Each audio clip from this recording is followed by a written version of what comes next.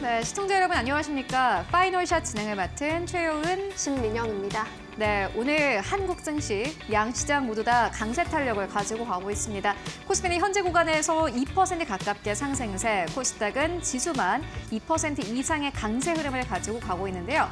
잘 들여다봤더니 코스닥은 2위권부터 5위권까지 모두 다 5에서 10% 가까운 급등세를 나타내고 있습니다. 코스피도 역시나 마찬가지로 1위권부터 10위권까지 모든 기업들이 오르는 장세 현재 연출되고 있는데요. 수급이 괜찮습니다. 외국인과 기관 투자자들이 코스피 코스닥 양시장에서 모두 사고 있습니다. 이에 따라서 오늘 시장, 양시장 강세 탄력을 아주 강력하게 가지고 가고 있습니다.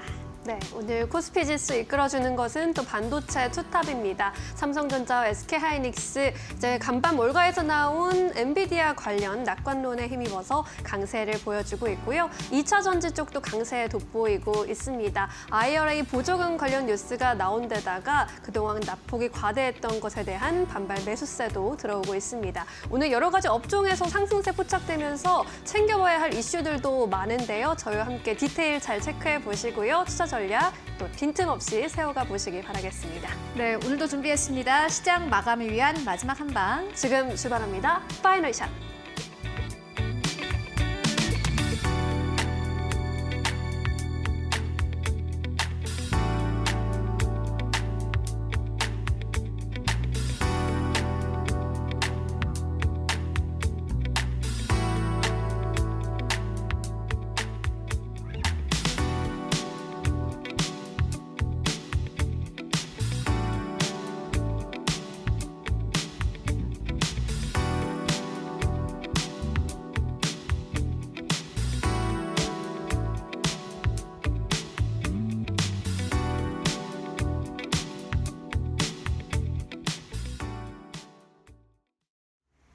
네, 오늘 한국 증시 양 시장이 모두 다 긍정적인 흐름을 가지고 가고 있습니다. 코스피는 2,440선까지 올랐고요.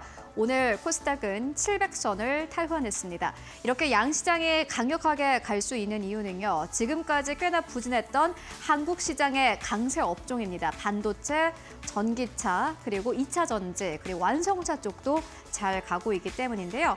간밤에 이슈가 한 가지 있었습니다. 테슬라가 인도 대수를 공개를 했습니다. 시장의 예상치보다 하회를 했고요. 이에 따라서 테슬라의 주가는 6% 넘게 하락세를 나타냈습니다. 다만 테슬라가 정말 인도 대수 때문에 내렸는지에 대해서는 잘 생각해 볼 필요가 있을 것 같습니다. 워낙 주가가 급하게 올라왔기 때문에 어떻게 보면 조정의 빌미가 좀 필요했는지도 모르겠습니다. 전체적인 전기차 시장의 방향을 오늘 함께 짚고 가도록 하겠습니다. 11월 데이터가 발표가 됐습니다. 전체 글로벌 전기차 판매량 같은 경우에는요. 전년 동월 대비했을 때, 그러니까 2024년에 11월에 데이터가 발표가 됐으니까 2023년에 11월 데이터 대비해서 전체 전기차 판매량은 보시다시피 37% 넘게 증가한 것으로 나타났습니다. 이뿐만이 아니라 전통적인 전기차입니다. 배터리로 가는 EV, BEV 같은 경우에는 23% 넘게 증가한 것으로 나타났고요. 하이브리드 가운데서 플러그드인 하이브리드 EV 같은 경우에는 69% 넘게 증가한 것으로 나타났습니다. 이 수치만 보시면은 아마 눈치채셨을 것 같습니다. 전기차 판매량은 여전히 늘어나고 있습니다. 다만 시장에서 약간 걱정을 하고 있는 부분은요. 이렇게 37%라는 수치입니다. 이전에는 50%, 60% 넘게 증가했는데 37%라는 수치가 이전과 좀 비교를 해보면은 살짝 적은 수치처럼 느껴지고 있기 때문입니다. 다만 방향성 자체는 전기차의 판매량이 늘어나고 있다는 부분이 다시 한번 확인이 됐고요. 전세적인 트렌드는 결국에는 하이브리드인 것 같습니다. 하이브리드 쪽의 전기차 판매량은 보시다시피 거의 70% 가깝게 육박한 상황입니다. 전체 또 전기차의 지역별 비중을 봤더니 중국 쪽이 역시나 마찬가지로 선전하고 있는 것으로 나타났고요. 이외에는 미국, 유럽 쪽도 역시나 마찬가지로 전기차의 비중은 계속해서 늘어나고 있는 것으로 확인되고 있습니다. 그리고 어떠한 전기차가 가장 많이 팔렸나 봤더니 1위가 비아디입니다. 글로벌 전기차 전체 판매 대수인데요. 11월이 기준치입니다. 비아디가 1위였고 50만 대를 판매한 것으로 나타났고요. 2위는 테슬라였습니다. 보시다시피 17만 대를 전기차를 판매를 했고 3위도 지리입니다. 지리도 중국의 자동차 업체인데 11만 대를 11월에 판매한 것으로 나타났습니다. 그러면 국가 하나하나별로 좀 살펴보도록 하겠습니다. 먼저 미국 쪽으로 가볼까요? 미국의 전체 전기차 판매 수치의 경우에는 전년 동월 대비했을 때 2024년 11월에 전체 전기차 판매량은 15% 넘게 늘어난 것으로 나타났습니다. 전통적인 전기차 BEV의 경우에는 11% 넘게 증가, 하이브리드의 경우에는 보시다시피 35% 넘게 증가한 것으로 확인되고 있습니다. 전 세계적인 글로벌 트렌드와 따라가는 수치이기도 합니다. 특히나 미국 같은 경우에는 전기차 충전 인프라가 사실 다른 국가들 대비해서 잘 되어 있는 편이기도 합니다. 각각의 집에 가라지, 차고 안에 이 전기차 충전기를 설치할 수 있기 때문에 사실 전기차 판매량이 이전보다 좀 더 급격하게 늘어나지 않았을까 하는 기대감도 있었지만은 미국의 전 세계적인 트렌드인 이 하이브리드도 역시나 마찬가지로 미국도 비슷한 것으로 나타났습니다. 그렇다면은 미국에서는 어떠한 전기차가 가장 많이 팔렸을까요? 테슬라 모델 3, 그리고 모델 Y, 그리고 테슬라의 모델 X가 여전히 부동의 1위인 것으로 나타났습니다. 하이브리드 쪽을 봤더니 일본 차가 선전을 하고 있었는데요. 토요타 그리고 지프의 차량도 역시나 마찬가지로 하이브리드 쪽에서 선전하고 있는 것으로 나타났습니다.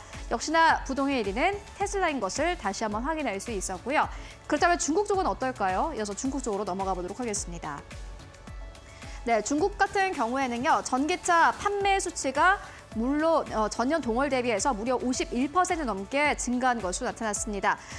BEV 같은 경우는 37%, 중국 안에서의 하이브리드 차량 판매 수치는 굉장히 놀라웠는데 전년 동월 대비해서 보시다시피 77% 넘게 증가한 것으로 나타났습니다. 테슬라가 목숨을 걸고 현재 중국에서 계속해서 판매량을 늘리려는 이유도 여기에 있는 듯합니다. 전기차의 시장이 급격하고 굉장히 빠른 속도로 늘어나고 있기 때문인데요. 그렇다면은 중국에서는 어떠한 차량이 많이 팔렸나 봤더니 테슬라의 모델 Y가 굉장한 인기를 얻고 있는 것으로 나타나고 있고요. 이뿐만이 아닙니다. 비아디도 역시나 마찬가지로 중국의 시장에 주요해서 팔리는 전기차인 것으로 나타났습니다. 점유율을 봤더니 비아디가 1등입니다. 26% 넘게 점유하고 있는 것으로 나타났고요. 11월이 기준인데요. 테슬라는 11%, 지리자동차는 전체 중국 시장에서 무려 10%의 점유율을 차지하고 있는 것으로 나타났습니다. 다만 오늘 현대차와 기아의 주가가 또 괜찮습니다. 어떠한 이슈가 있었을까? 이어서 한국의 기업들 좀 살펴보도록 하겠습니다. 미국의 에너지부가 보조금의 대상의 차량을 발표를 했는데 굉장히 아이러니하게도 보조금이 가능한 차종은 사실상 줄었습니다. 보시다시피 40종에서 25종으로까지 감소한 것으로 나타났고요. 그런데 현대차 그룹의 제네시스의 GV70 그리고 아이오닉 시리즈입니다. 아이오닉 5, 아이오닉 9 그리고 기아의 EV6, EV9은 미국의 보조금 대상에 새롭게 오히려 이름을 올렸습니다. 이렇게 5개 차종에 대한 기대감이 오늘 시장에서 강력하게 나오고 있는 상황이고요. 이 라인업 모두 다 $7,500의 보조금을 받을 수 있게 된다고 합니다.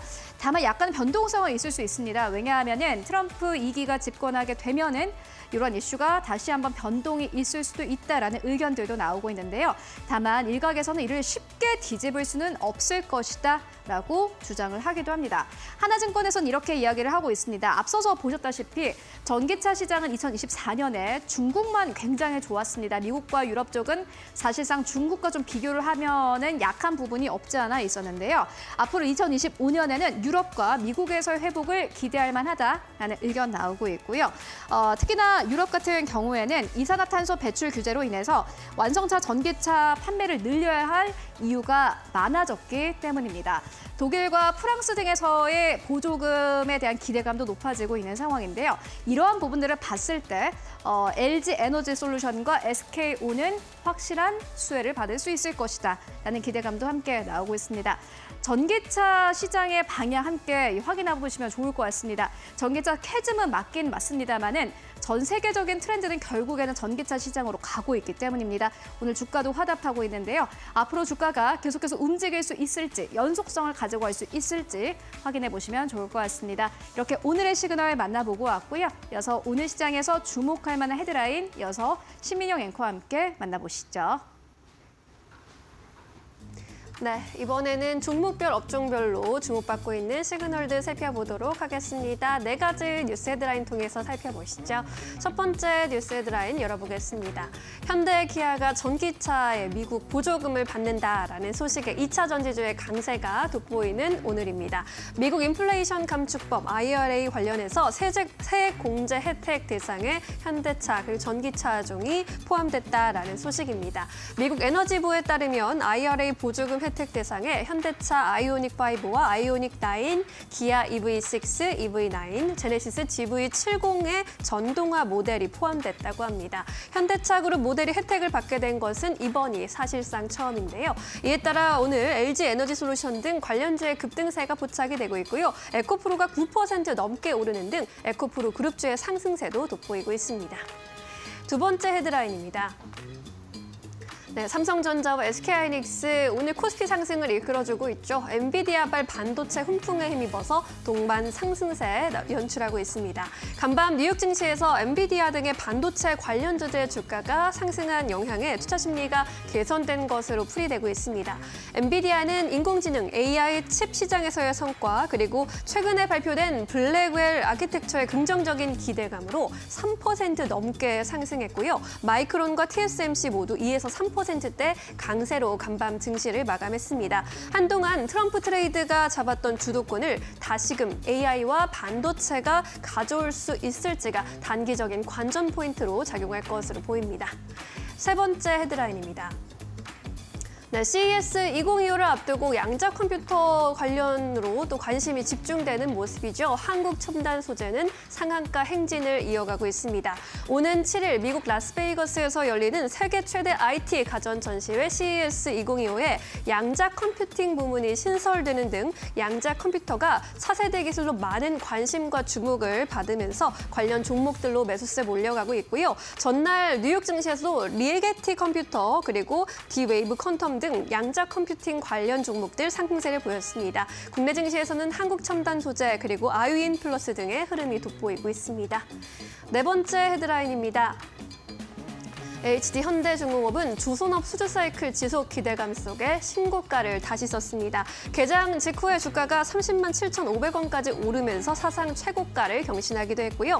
HD 현대중공업의 주가는 지난달 2일부터 이날까지 한 달간 39.6%나 올라왔습니다. 증권가에서 올해도 수주 사이클 지속될 것이란 전망 내놓으면서 실적 개선 기대감 높아지고 있는데요. HD 현대중공업은 지난해 수주 가이던스 95억 3천만 달러도 초과 달성한 것으로 보입니다. 이 NH투자증권에서 HD 현대중공업의 목표 주가를 34만 원으로 기존 대비 36% 상향 조정하기도 했습니다. 이렇게 네 가지 헤드라인 함께 만나보셨습니다.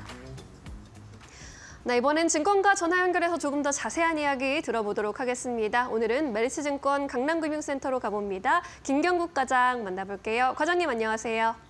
네, 안녕하세요. 네, 오늘 네 가지 헤드라인 전해드렸는데 어떤 내용에 조금 더 집중하고 계실까요?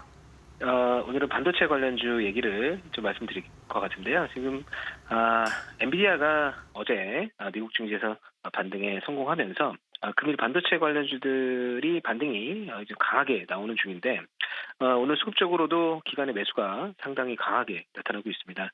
일단 7일부터 개막하는 CES에서 젠슨항 엔비디아 최고 경영자의 기조 연설에 대한 기대감 그리고 엔비디아의 반등 소식, 전일 반등 소식이 투심을 어느 정도 자극한 것으로 보고 있고요.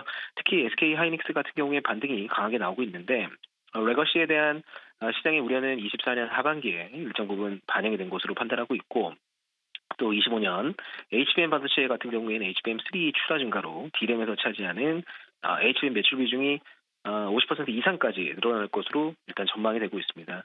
HBM3 12단 시장에서도 선두 지위를 유지할 것으로 추정하고 있기 때문에 가격 경쟁과 공급 과잉에 직면한 낸드 사업부에 대한 우려를 불식시켜줄 거라고 판단하고 있고 또한 삼성전자도 마찬가지 자사주 매입으로 인한 하방에 대한 우려가 줄어든 가운데 레거시에 대한 우려를 작년 충분히 주가에 반영해줬기 때문에 현재 주가 수준에서는 무리 없는 접근이 가능할 거라 판단하고 있고요.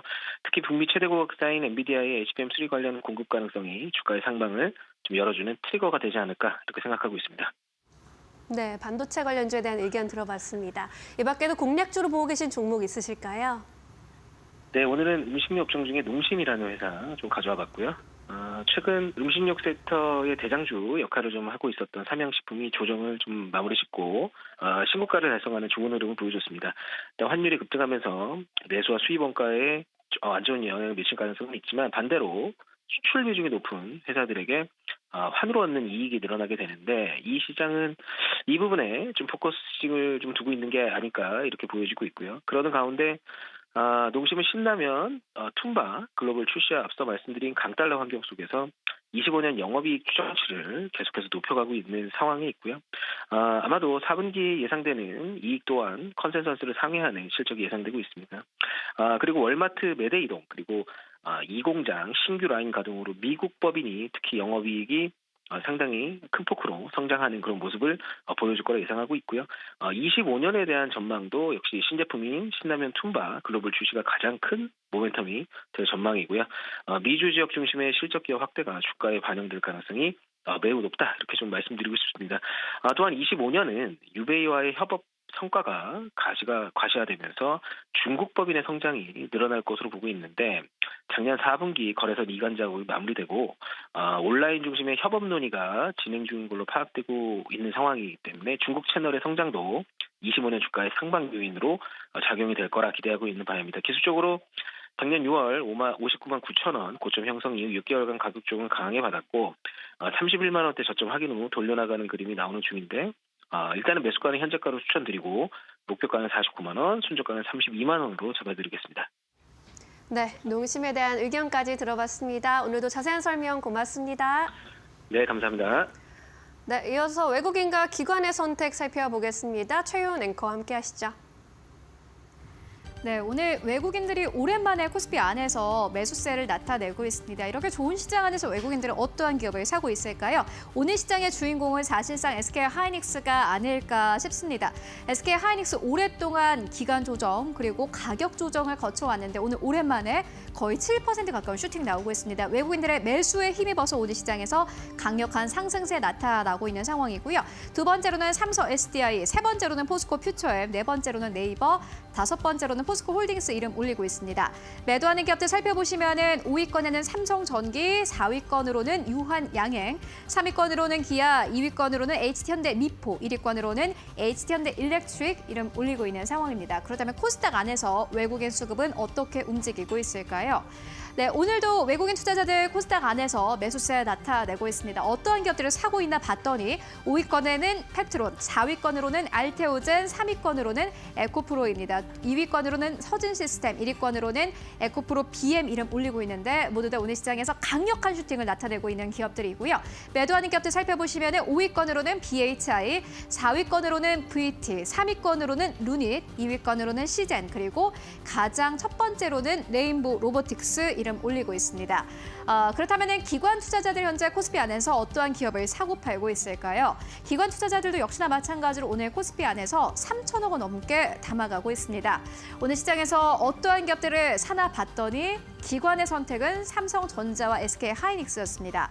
사실 SK하이닉스의 주가는 오늘 7% 가깝게 급등세를 나타내고 있습니다만은 삼성전자의 경우에는 SK하이닉스와 비교를 해본다면 주가의 상승폭은 꽤나 약한 상황입니다.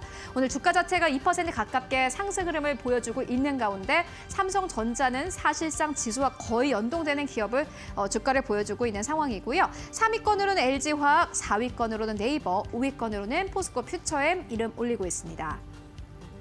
매도하는 기업들 살펴보도록 하겠습니다. 5위권으로는 HT항공 조선해양, 4위권으로는 HT현대일렉트릭, 3위권으로는 현대차, 2위권으로는 기아, 그리고 1위권으로는 HD현대미포 이름 올리고 있습니다.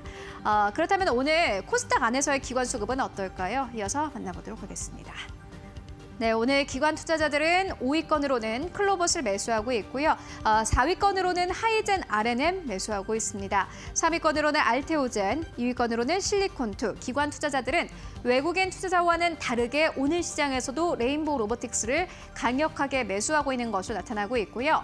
오늘 매도하는 기업들 살펴보시면 5위권으로는 펩트론, 4위권으로는 VT, 3위권으로는 엑스게이트, 2위권으로는 서진시스템, 1위권으로는 시젠 이름 올리고 있는 상황입니다. 네, 지금까지 외국인 기관 수급 함께 살펴보고 왔습니다.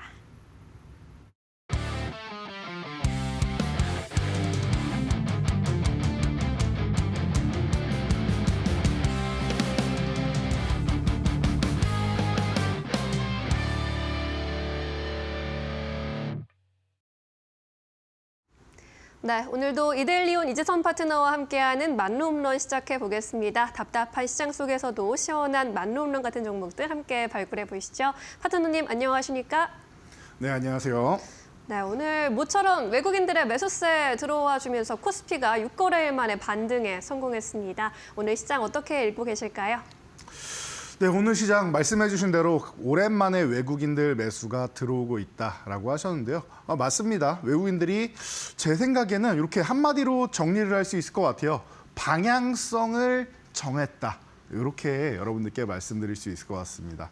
자, 어떤 방향을 정했느냐, 오늘 하루만 가지고 알 수가 있겠느냐라고 이제 또 반문하실 수 있습니다. 제가 분명히 어제까지 이렇게 말씀드렸어요. 코스피는 환율 때문에 외국인들이 적극적으로 어마어마한 매수가 들어오긴 어렵다. 그리고 기관과 외국인들, 이 펀드 매니저분들 같은 경우에는 연초에 포트를 비워내고 새 종목을 담는다라고도 말씀을 드렸습니다. 다들 기억나시죠? 자, 그래서 여러분들이 하루 만에 방향성을 어떻게 정합니까? 라고 반문을 저한테 하셔야 됩니다. 자, 알려드릴게요. 여러분들, 제가 여기 기술적 반등은 이제 나올 겁니다라고 어제도 말씀을 드렸는데 그 정도 흐름이다라고 보시면 돼요. 그런데 왜 이렇게 제가 말씀드릴 수 있냐면은 코스피 차트를 보면서 간단하게 설명드릴 수 있을 것 같습니다. 자, 여러분들 코스피 차트를 체크를 하신다라고 하면은 자, 바닥권에서 이제 2,400포인트 이탈하지 않고 잘 지켜주다가 이제 반등이 한번 나왔죠. 이 부분은 그냥 기술적 반등이다라고 생각을 하시면 돼요. 외국인들 수급이 오늘 뭐 코스피에 뭐 1조 원 규모의 뭐 어마어마한 물량이 들어왔냐라고 생각하면 그건 또 아닙니다. 뭐 2천억 한 중후반 정도에서 3천억 좀 안 되는 물량 정도가 지금 매수세가 들어오고 있는데, 자, 보시면은 주식을 많이 매수하는 이런 형상은 아닙니다. 보시면. 그리고 오히려 코스닥 같은 경우는 매수했던 물량을 조금 오후장에 줄이기도 하네요. 자, 그러면은 어디서 방향성이 정해지느냐라고 여러분들께 제가 말씀드릴 수 있냐면은 선물 옵션에서 정해져요. 외국인들은 지수를 주식을 매수해서 끌고 가지 않습니다. 선물 옵션 시장을 통해서 끌고 가서 우리나라 시장 맨날 웩도독이다 이런 얘기 나오죠. 꼬리가 몸통을 흔든다라는 뜻인데요. 적은 비용으로 시장을 움직일 수 있기 때문에 이 선물 옵션 시장을 우리가 유심히 한번 지켜보는데 수급이 한번 강하게 들어오면서 턴이 돼야 됩니다. 그래야 방향성이 이제 아래는 아예 생각 안 해도 된다라고 보시면 되는 거예요. 지금 선물을 14,000개야. 뭐 마감까지 유지하는지는 봐야겠지만 대규모 선물 매수가 들어오고 있다라는 거. 이 부분에서 키포인트를 잡을 수 있고 옵션 동향 같은 경우도 콜옵션 매수, 풋옵션 매도. 자, 콜옵션 매수는 빠르게 올라야지만 수익이 납니다. 아주 천천히 느림보처럼 오르면은 오히려 손실이에요. 시간 가치가 깎이기 때문에 이 부분에 대해서 뭐 자세히 설명드리기보다는 그냥 받아들이시면 됩니다. 빠르게 올라야지만 수익이 나는 상품이 콜옵션 매수다. 그리고 풋옵션 매도 같은 경우는 아래로 내려가면은 손실이에요. 내려가지만 않으면 돼요. 올라가지 않아도 수익입니다. 이거는 내려가지만 않으면 돼요. 그래서 전체적으로 선물 매수는 우리 코스피 주식을 사는 것과 동일한 효과를 낼 수 있고 적은 비용으로 고효율을 낼 수 있죠. 자, 옵션 동향 같은 경우 빠르게 올라야 수익. 그리고 내려가지 않으면 수익. 하방 포지션이 하나도 없습니다. 오늘 같은 경우에는. 그리고 금액 자체도 꽤나 큰 규모로 들어오고 있다는 거. 주식 매수 때문에 그런 게 아닙니다. 이런 선물 옵션 동향 때문에 방향성은 정해졌다. 어떻게? 무조건 위다가 아니라 적어도 아래는 아니다라는 걸 여러분들이 생각하시면 돼요. 지금 가장 불안한 게 이거 아닙니까? 연말까지 힘들었고 환율도 안 좋고 트럼프 2.0 세대 오는데 더 밀리는 거 아니야? 금리도 올해 3번 인하할 줄 알았는데 2번밖에 인하 안 한대. 더 많이 밀리는 거 아니야? 라는 부분에서 여러분들이 불안감이 그동안 남아있으셨을 텐데 그 불안감은 어느 정도 해소가 되는 수급이다라는 겁니다. 그래서 이 정도까지 여러분들이 체크하시면 될 것 같고요. 뭐 기관은 어떻습니까? 라고 질문하실 수 있는데 기관은 뭐 약간 영향력은 있지만 외국인들에 비하면은 자금 규모가 현저하게 떨어집니다. 그래서 외국인들이 이렇게 주도해서 움직이기 시작한다라고 하면 사실 기관도 나쁠 건 없어요. 그래서 이제 뭐 기관 투자 같은 경우도 크게 신경 쓸 필요는 없다. 외국인이 방향 정하면은 그 방향대로 움직일 가능성이 매우 높다. 적어도 아래가 아니다라는 정도의 여러분들이 집중을 하시면 될 것 같습니다. 자, 그래서 코스피는 제가 기술적 반등 정도는 나올 수 있습니다라고 말씀을 드렸는데 뭐 그 정도 흐름이다 생각하시면 되고요. 자, 코스닥으로 넘어가서 우리가 차트를 간단히 보면서 체크를 하시면은 자, 680 이탈해서 우리가 투매를 한번 만들어야 됩니다라고 말씀을 드렸습니다. 어때요? 투매가 발생을 했습니다. 그리고 나서 어떤 움직임 보였죠? 투매 발생 이후에 680까지 빠르게 반등, 그리고 아래를 흔들었지만 추가적인 하락은 안 나온다. 회복이 된다라고 제가 계속 말씀드렸어요. 지금 구간은 투매 이후에 흔들어도 어차피 회복되는 구간이고, 회복되면은 700포인트는 사실 단위가 바뀌는 것 때문에 그러지 크게 의미가 중요치 않다. 700 중반 정도까지는 어렵지 않게 올라간다라고 말씀을 드렸는데, 지금 강력하게 치고 올라가려는 모습을 보인다. 그리고 1월 효과 계속 말씀드리고 있습니다. 1월 효과는 전통적으로 대형주에서 나오는 게 아니라 대형주에서도 종종 나오는 경우도 있지만, 보통은 대형주가 아니라 중소형주에서 순환하면서 나온다라고 말씀드렸어요. 그래서 그 핵심에 항상 CES와 그리고 JP모건 헬스케어 컨퍼런스, 그리고 기업 정책과 정부 정책이 놓여 있다라고 말씀드렸는데, 올해는 이제 시국인 만큼 정부 정책에 대해서는 크게 우리가 좀 기대하기는 어려운 시장이다 보니까 오히려 선택지가 좁혀져서 더 좋을 수 있다라고 했습니다. 각 기업들 정책에 맞는 핵심 협력사들, 중소형주들 보시고 CES, JP모건 헬스케어 컨퍼런스를 보시면 된다, 이겁니다. 그래서 매년 공짜로 여러분들한테 트렌드를 알려주는 게 바로 CES입니다. 자, JP모건 헬스케어 컨퍼런스 같은 경우는 바이오 쪽에 집중돼 있지만, CES는 그 해의 첨단 트렌드를 총망라해서 여러분들께 알려드리죠. 그래서 제가 12월 내내 이 부분에 대해서 여러분들께 알려드리고 미리 선점해야 됩니다. 트렌드는 따라가는 게 아닙니다. 급등한 다음에 매수하려고 하면, 어제 오늘 여러분들 로봇주 매수하려고 하면은 큰 코 다친다라고 했습니다. 조정 구간 기다려야 된다. 내가 늦었다라고 하면은 추격 매수가 아니라 조정을 기다려야 된다. 항상 말씀드리죠. 급등한 종목은 차익 실현, 그리고 조정받는 종목 혹은 출발하기 직전, 급등 전에 있는 종목들을 여러분들이 포착을 해서 포트폴리오에 담아내야 여러분들이 포트폴리오가 커지고 그리고 텐베거를 바라볼 수 있다라는 겁니다. 자, 그래서 최근에 좀 많이 움직였던 종목들, 섹터들이 있을 거예요. 뭐 로봇 같은 경우도 최근에 움직였고, 그동안 AI 중심으로 해서 자율주행 그리고 양자 컴퓨터까지 이제 빠르게 움직이고 있는데, 이런 종목들은 후발주 아직 안 오른 종목들을 노리거나 아니면은 기존 대장주가 편안하기 때문에 조정 시에만 관심 갖는다. 이 부분만 여러분들이 항상 생각을 하시면 됩니다. 자, 그러면은 어떤 섹터를 그러면은 또 바닥에서 볼 수 있느냐? 아직 출발 안 했거나 아니면은 어떤 조정받는 충분히 우리가 매수할 수 있는 섹터가 뭐 있나 봤더니, 유리기판 쪽 같은 경우는 아직까지는 바닥권에 있는 것 같아요. 그리고 메타버스 같은 경우도 바닥권에 있습니다. 사실 손이 잘 안 가죠. 메타버스 작년에 워낙 안 좋았기 때문에. 그런데 제가 12월에도 말씀드렸습니다. 올해 로블록스의 전망이, 요즘 까먹고 계신 분들 많죠?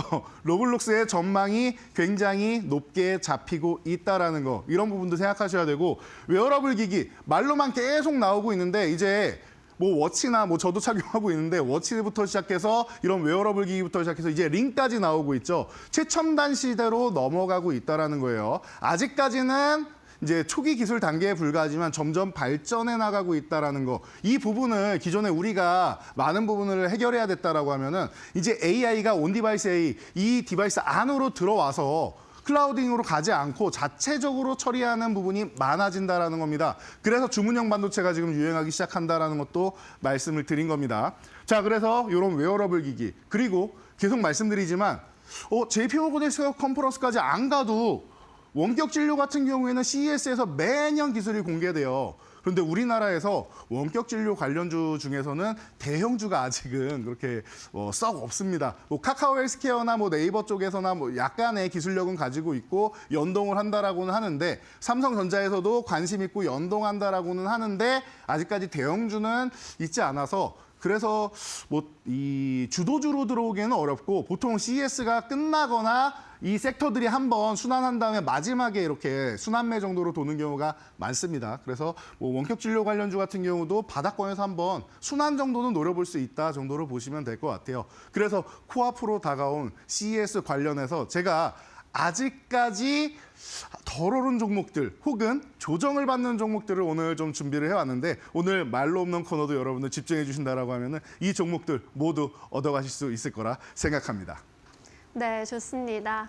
이제 매년 미국 라스베이거스에서 열리는 CES가 1월 7일 개최를 앞두고 있습니다. 관련해서 우리가 트렌드 읽어볼 수 있는 종목들, 지금 이 시점에서 접근할 수 있는 종목들 위주로 오늘 시장에서 득점 낼 수 있는 종목들 살펴보도록 하겠습니다. 그럼 안타 종목부터 바로 들어가 보도록 하겠습니다. 크라우드웍스 꼽아주셨습니다. 오전장에서 강세 보이다가 현재는 2%대 조정을 받고 있는데 어떠한 투자 포인트 잡고 접근해 볼까요?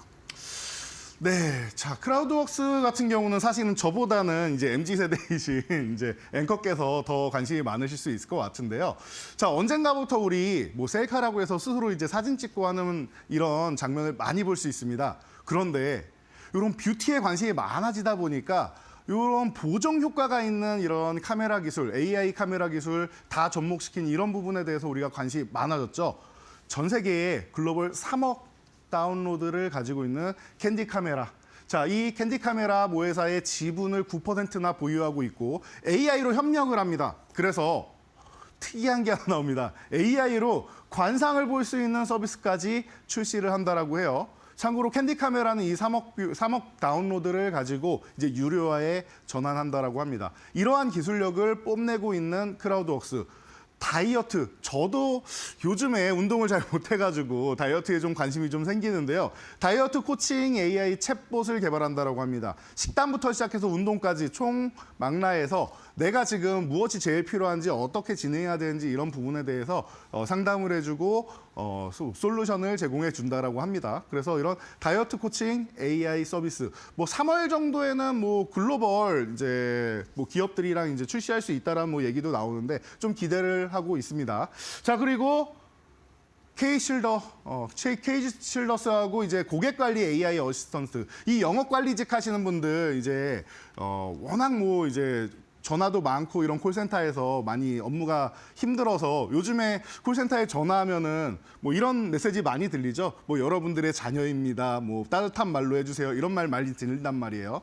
워낙 업무 강도가 높고 스트레스가 많다 보니까 이런 부분을 AI가 어느 정도는 이제 대체해서 어시스턴트를 해준다라는 이런 서비스를 또 크라우드웍스가 진행을 하고 있다. 그리고 실제로 계약이 나와서 뻗어나가고 있다라는 걸 여러분들이 생각하시면은 뭐 크라우드웍스 같은 경우는 AI 관련주 중에서 아직 올라가지 못한 그리고 최근에 살짝 반등 나오고 휴식을 취하는 종목이기 때문에 편안한 구간에서 여러분들이 볼 수 있는 종목이 아닌가 싶어서 우선적으로 안타 종목으로 여러분들께 소개해드리기 위해서 가지고 나왔습니다. 네, 오늘의 안타 종목 크라우드웍스로 짚어봤는데 크라우드웍스 같은 경우에 다양한 AI 사업을 하고 있습니다. 아직은 움직이지 많이 못한 종목이라고 짚어주셨으니까요. 함께 잘 공부해보시면 좋겠습니다. 두 번째 1호타 종목은 메디아나로 살펴보겠습니다. 저는 조금 생소한 종목으로 느껴지는데 의료 AI 관련 쪽 사업을 하고 있나 보네요. 네, 이 종목에 대해서 생소하실 수가 있어요. 그런데 저는 이 종목을 사실은 한 2016년도부터 계속 관심 갖고 지켜보던 기업인데 사업 내용이 좀 특이합니다. 우리나라에서 이제 환자 감시 장치, 우리 뭐 병원 가면은 이제 감시하는 장치 있죠. 그리고 이제 심장 제세동기. 자, 보시면은 우리 이 갑자기 심정지가 오거나 했을 때 이제 심장 충격기라고 하죠. 이런 뭐 휴대용으로도 해서 여러분들 지하철 같은 데서도 많이 보실 수 있습니다. 그래서 이 중저가형으로 해서 수출 쪽으로 어마어마하게 좀 뻗어나갔던 기업이에요. 그리고 우리 코로나 때문에 이제 체성분 분석기 같은 경우도 또 이제 신사업으로 진출을 해가지고 잘 정착하고 있는 기업입니다. 그러다 보니까 이 기업이 어떤 모멘텀이 있느냐 봤더니 이제 인구 고령화 시대가 되다 보니까 뭐 이런 심혈관 질환 같은 경우가 매년 10%씩 성장한다라고 해요. 그래서 인구 고령화 시대에 딱 맞는 이런 기업이 아닌가 싶고요. 그리고 셀바스 그룹에 피인수가 됐습니다. 그래서 셀바스 AI와 셀바스 헬스케어와 함께 이런 AI 기술을 접목해가지고 의료 AI 시장을 진출한다라고 셀바스 기업에서 공언을 했고요. 자, 그리고 그동안 계속 정부 정책 수혜줍니다. 제가 말씀드렸던 게 이 기업이 사이즈가 좀 작아가지고 여러분들이 티가 잘 안 나서 그러는데 의료기기 관련주 중에서 정부 정책에서 원격 진료를 할 때 당연히 환자 감시가 필요할 거 아닙니까? 상태가 어떤지. 이 환자 감시 장치랑 이런 부분을 통해서 항상 원격 진료 정부 국책 사업에 선정되는 기업이기도 합니다. 이 이력이 이제 조금 있으면 한 10년 정도 돼가요. 그 정부하고 함께 사업한 게. 그러다 보니까 숨어있는 의료 AI 기업이고 지금 워낙 뭐 바닥권에서 주가가 이제 천천히 이렇게 움직이고 있다 보니까 여러분들이 이 종목 같은 경우는 빠르게 매수하기보다는 천천히 바닥권에서 하루에 한 주씩 수익 나면 수익금 정도만 이제 모아가서 이제 1분기 정도에 한번 터트린다 정도로 생각하시면 좋을 것 같습니다. 그래서 이 종목을 2루타로 여러분들께 소개해드리기 위해서 제가 가지고 나왔습니다. 네, 메디아나 2루타 종목으로 함께 살펴봤습니다. 3루타 종목으로 바로 넘어가 보도록 하겠습니다. HL 만도인데요. 이제 CES 2025에서 또 하나의 키워드로 꼽히는 것이 이제 첨단 모빌리티, 자율주행, 이런 미래 자동차 쪽입니다. 관련해서 함께 살펴볼까요? 네, HL 만도는 여러분들 모르시는 분들 안 계실 거라 생각합니다. 워낙 우리에게 익숙한 종목이고 시가총액도 꽤나 상위권에 있는 종목이죠.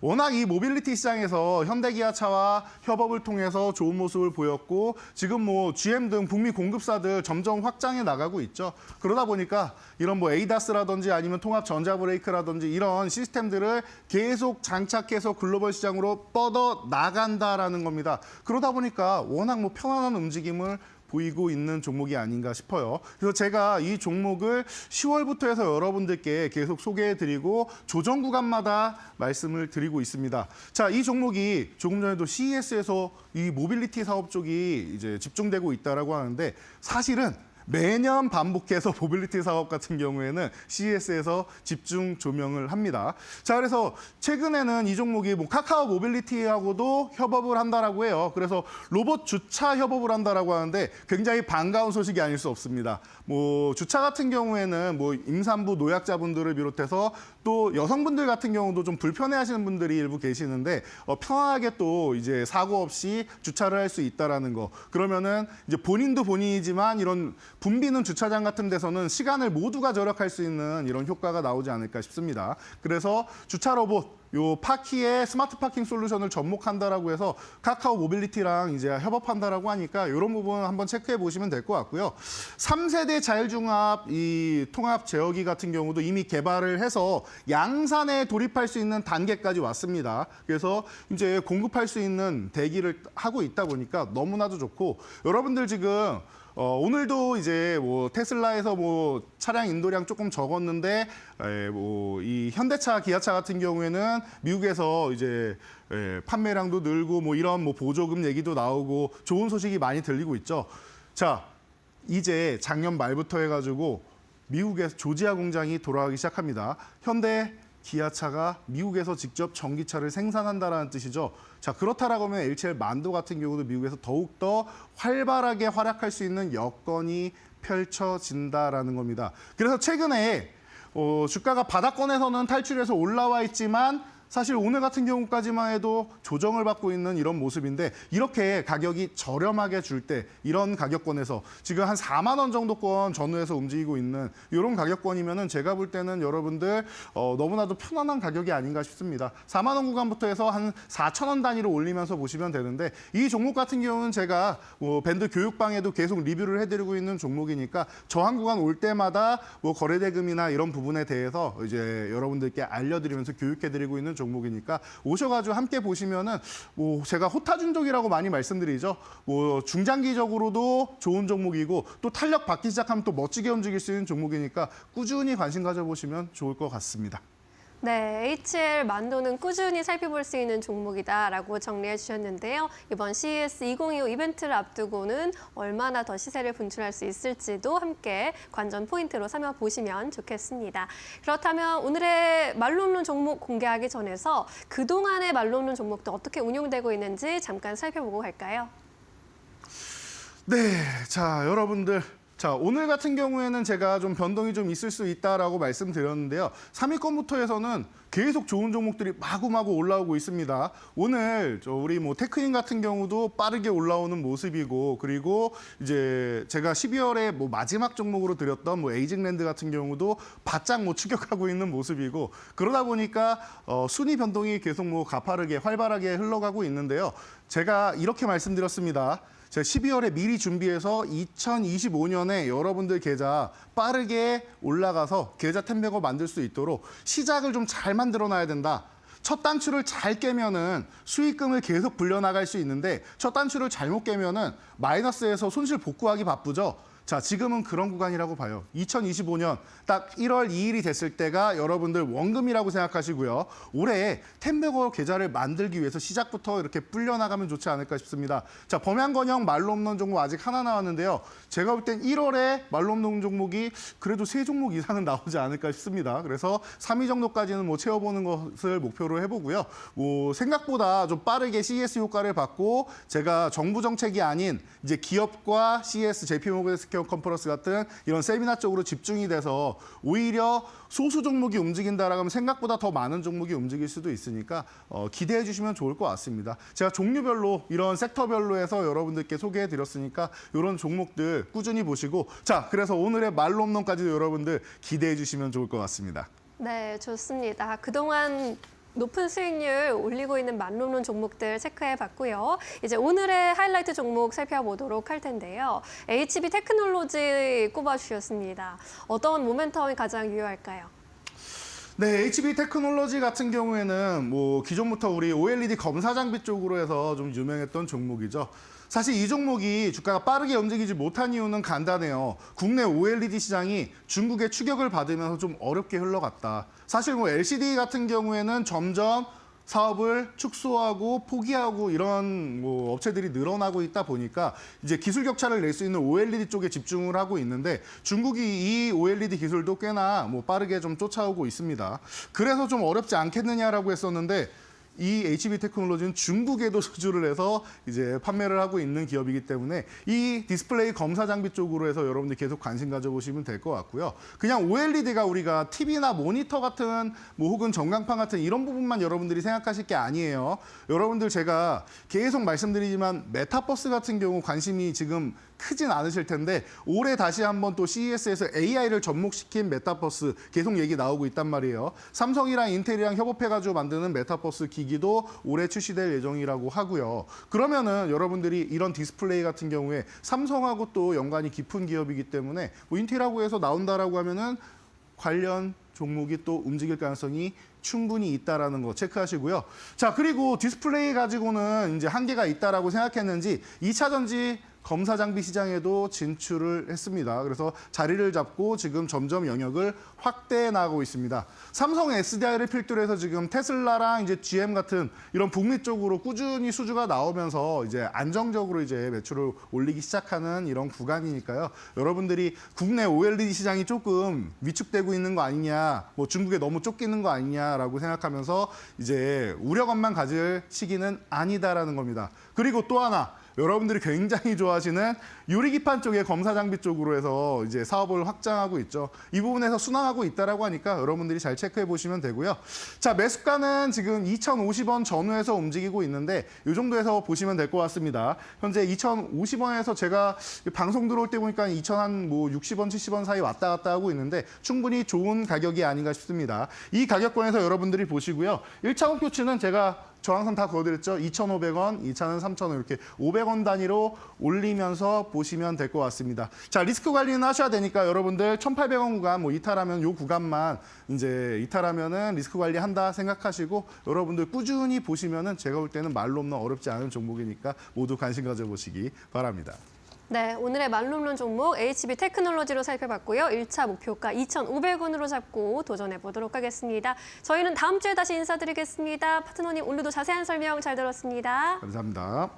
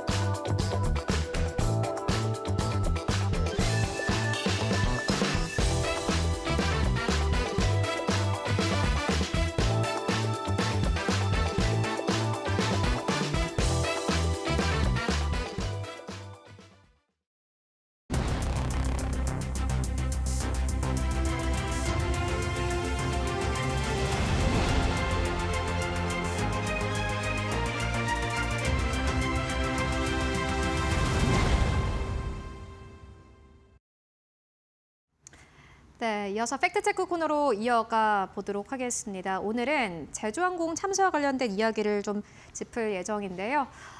먼저 이번 참사의 희생자분들께 먼저 명복을 빌고요.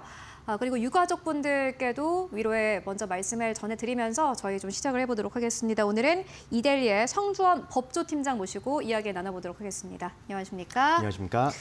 네, 먼저 이제 경찰의 수사가 어떻게 진행이 되고 있고 현재 어떻게 좀 방향이 흘러가고 있는지 짚고 가도록 하겠습니다.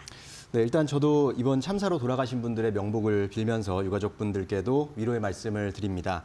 일단 사고 원인과 관련해서 조사가 진행 중인 가운데 무엇 때문이다라고 벌써 예단하기는 조금 어려운 상황으로 보여지고요.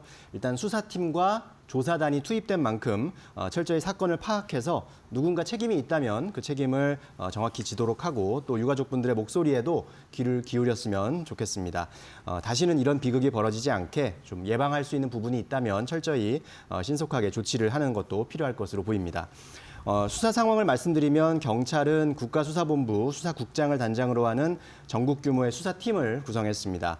기존 전남경찰청 25명 규모였던 수사팀을 118명으로 대폭 확대했고요. 또 무안공항 관제탑과 운영 사무소 등에 대한 압수수색도 진행했습니다. 특히 사고기와 충돌한 활주로 주변 구조물의 적절성, 또 조류 충돌 경고, 메이데이 신호 등 사고 직전 관제탑과 조종사의 교신 내용을 중점적으로 조사하고 있는 상황입니다. 아울러 제주항공 김희배 대표 등 관계자 2명에 대해 출국 금지 조치를 내렸고요. 사고기 기체의 정비 이력도 면밀히 살펴보고 있는 것으로 전해졌습니다. 네, 일단 좀 수사 방향을 짚고 왔고요. 이어서 미국 조사단이 현장에서 어떠한 조사를 현재 진행을 하고 있는지 짚고 가도록 하겠습니다. 네, 미국 국가교통안전위원회와 연방항공국 또 보잉사로 구성된 합동조사단이 현장에 도착해서 조사를 진행 중인데요. 조사팀은 활주로 밖에 놓인 사고 기체 파편을 조사하고 또 엔진과 기체 잔해 상태를 중점적으로 살피고 있습니다. 특히 조류 충돌 흔적을 확인하기 위해서 깃털과 혈흔 등을 면밀히 조사하고 있다고 전해지고 있고 사고 현장의 로컬라이저 시설도 상세히 점검하고 있습니다. 현재 항공철도사고조사위원회 12명, 또 미국 국가교통안전위원회 3명, 미국 연방항공국 1명, 보잉 6명 등 총 22명이 합동조사를 이어가고 있습니다. 네, 그렇다면 유가족분들께서는 어떠한 이야기를 하고 계신지 궁금하고 현장에서는 대응이 잘 되고 있는지도 궁금합니다. 네, 유가족 대표단은 사고 현장인 무안공항 1층에 합동분향소 설치를 요구했고 당국이 이를 수용해서 또 설치를 완료했습니다. 계속해서 많은 분들이 추모의 뜻을 전하고 있고요. 또한 장례 절차, 보상 문제 이렇게 분리해서 진행할 것을 요청했습니다. 제주항공 측은 유가족 체류 비용을 포함해서 운구와 장례식, 입관 등 모든 비용을 부담하기로 했고 보상 협의는 별도로 진행하기로 했습니다. 유가족들은 제주항공뿐만 아니라 모기업인 애경그룹 차원의 책임 있는 자세, 또 명확한 사고 원인 규명을 강하게 요구하고 있습니다. 그리고 제주항공도 이제 후속 조치들을 발표를 했는데 어떠한 조치들을 발표를 했는지 좀 짚고 가도록 하겠습니다. 네, 제주항공은 운항 안전성 강화를 위해서 오는 3월까지 운항량을 10에서 15% 감축하기로 결정했습니다. 국내선은 다음 주부터, 국제선은 이번 달 셋째 주부터 감축 운영을 시작할 예정입니다. 긴급 지원금과 관련해서는 유족들과 그 방식과 절차에 대한 의견을 좀 조율 중이고요. 신속한 지급을 약속했습니다. 또 항공기 정비 여건과 관련해서 과거 정비사 인력 부족 문제가 있었음도 인정했습니다. 한편 이번 사고로 인한 항공권 취소가 또 늘어나고 있는 상황인데 이에 따라 유동성 위기에 대한 우려도 제기되고 있는 상황입니다. 작년 3분기 기준 선수금이 2,600억 원에 달하는 상황에서 대규모 환불 사태가 발생할 경우 기업 경영 측면에서는 상당한 좀 부담이 될 것으로 보입니다. 더불어 온라인상에서 애경그룹 전반에 대한 불매운동 움직임도 일어나고 있는 등 그룹 차원의 이미지 타격도 불가피한 상황입니다. 네, 운항 안전성 강화를 위해서 일단 운항량을 10에서 15% 감축하기로 했다라는 부분 함께 만나보고 왔고 또 이제 불매운동이라든지 환불 조치가 또 일어나게 될 텐데 이러한 것들이 앞으로 제주항공의 재무구조에 부담이 될 것으로 보여집니다. 주주분들도 함께 꼭 체크를 해보셔야 될 사안이 될 것 같습니다. 이어서 두 번째 이슈로 넘어가 보도록 하겠습니다. 이번에 두 번째 이슈는요. 항공사 마일리지 유효기간과 관련된 이슈를 좀 짚고 가도록 하겠습니다. 항공사의 마일리지 유효기간을 놓고 시민단체가 제기를 했던 소송이 최근에 대법원 판결을 받았다고 하는데 10년의 유효기간을 마일리지에 두는 것이 적법하다라는 판단인 것 같습니다. 네, 맞습니다. 이 사건은 시민단체 소비자주권시민회의가 대한항공과 아시아나항공을 상대로 제기한 소송으로 시작이 됐습니다.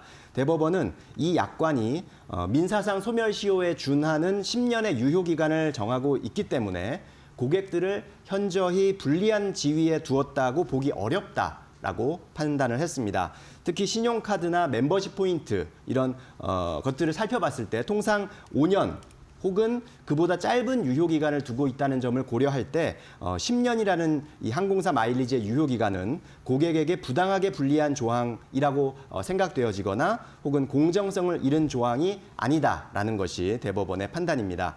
이로써 2019년부터 순차적으로 소멸되기 시작한 이 항공사 마일리지의 유효기간 제도가 정당성을 인정받게 됐습니다. 그런데 과거에는 사실 마일리지의 유효기간이 없지 않았습니까? 네, 그렇습니다. 대한항공과 아시아나항공은 원래 유효기간 없이 이런 마일리지 제도를 운영해 왔는데요. 그러다가 2008년에 처음으로 유효기간 5년의 그런 마일리지 제도를 좀 변경하는 그런 과정이 있었고 2010년에는 이 5년의 유효기간을 좀 늘려서 10년으로 연장을 하기도 했습니다. 이제 그러면서 2008년 이후에 쌓인 마일리지는 이런 유효기간을 두지만 2008년 이전에 이미 쌓여 있던 그러니까 마일리지 운영 제도를 변경하기 전에 이미 쌓여 있던 마일리지에 대해서는 여전히 유효기간 제한을 두지 않은 그런 상황이었고요.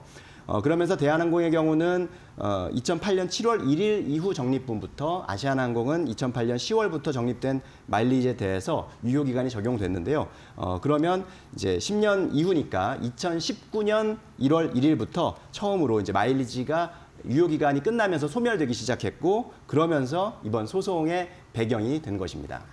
이전에는 이제 항공사들이 마일리지의 유효기간을 두지 않았는데 이번 대법원 판결이 있었습니다. 마일리지의 유효기간이 있는 것이 적법하다라는 판결이 있었고요. 근거가 궁금한데요. 네, 일단 법원은 세 가지 측면에서 마일리지 유효기간 제도의 정당성을 인정했습니다. 첫 번째는 마일리지는 재산권이 인정되기는 하지만 항공권이나 재화 구매에 대한 부수적 보너스 성격을 가지고 있다라고 설명을 했고요.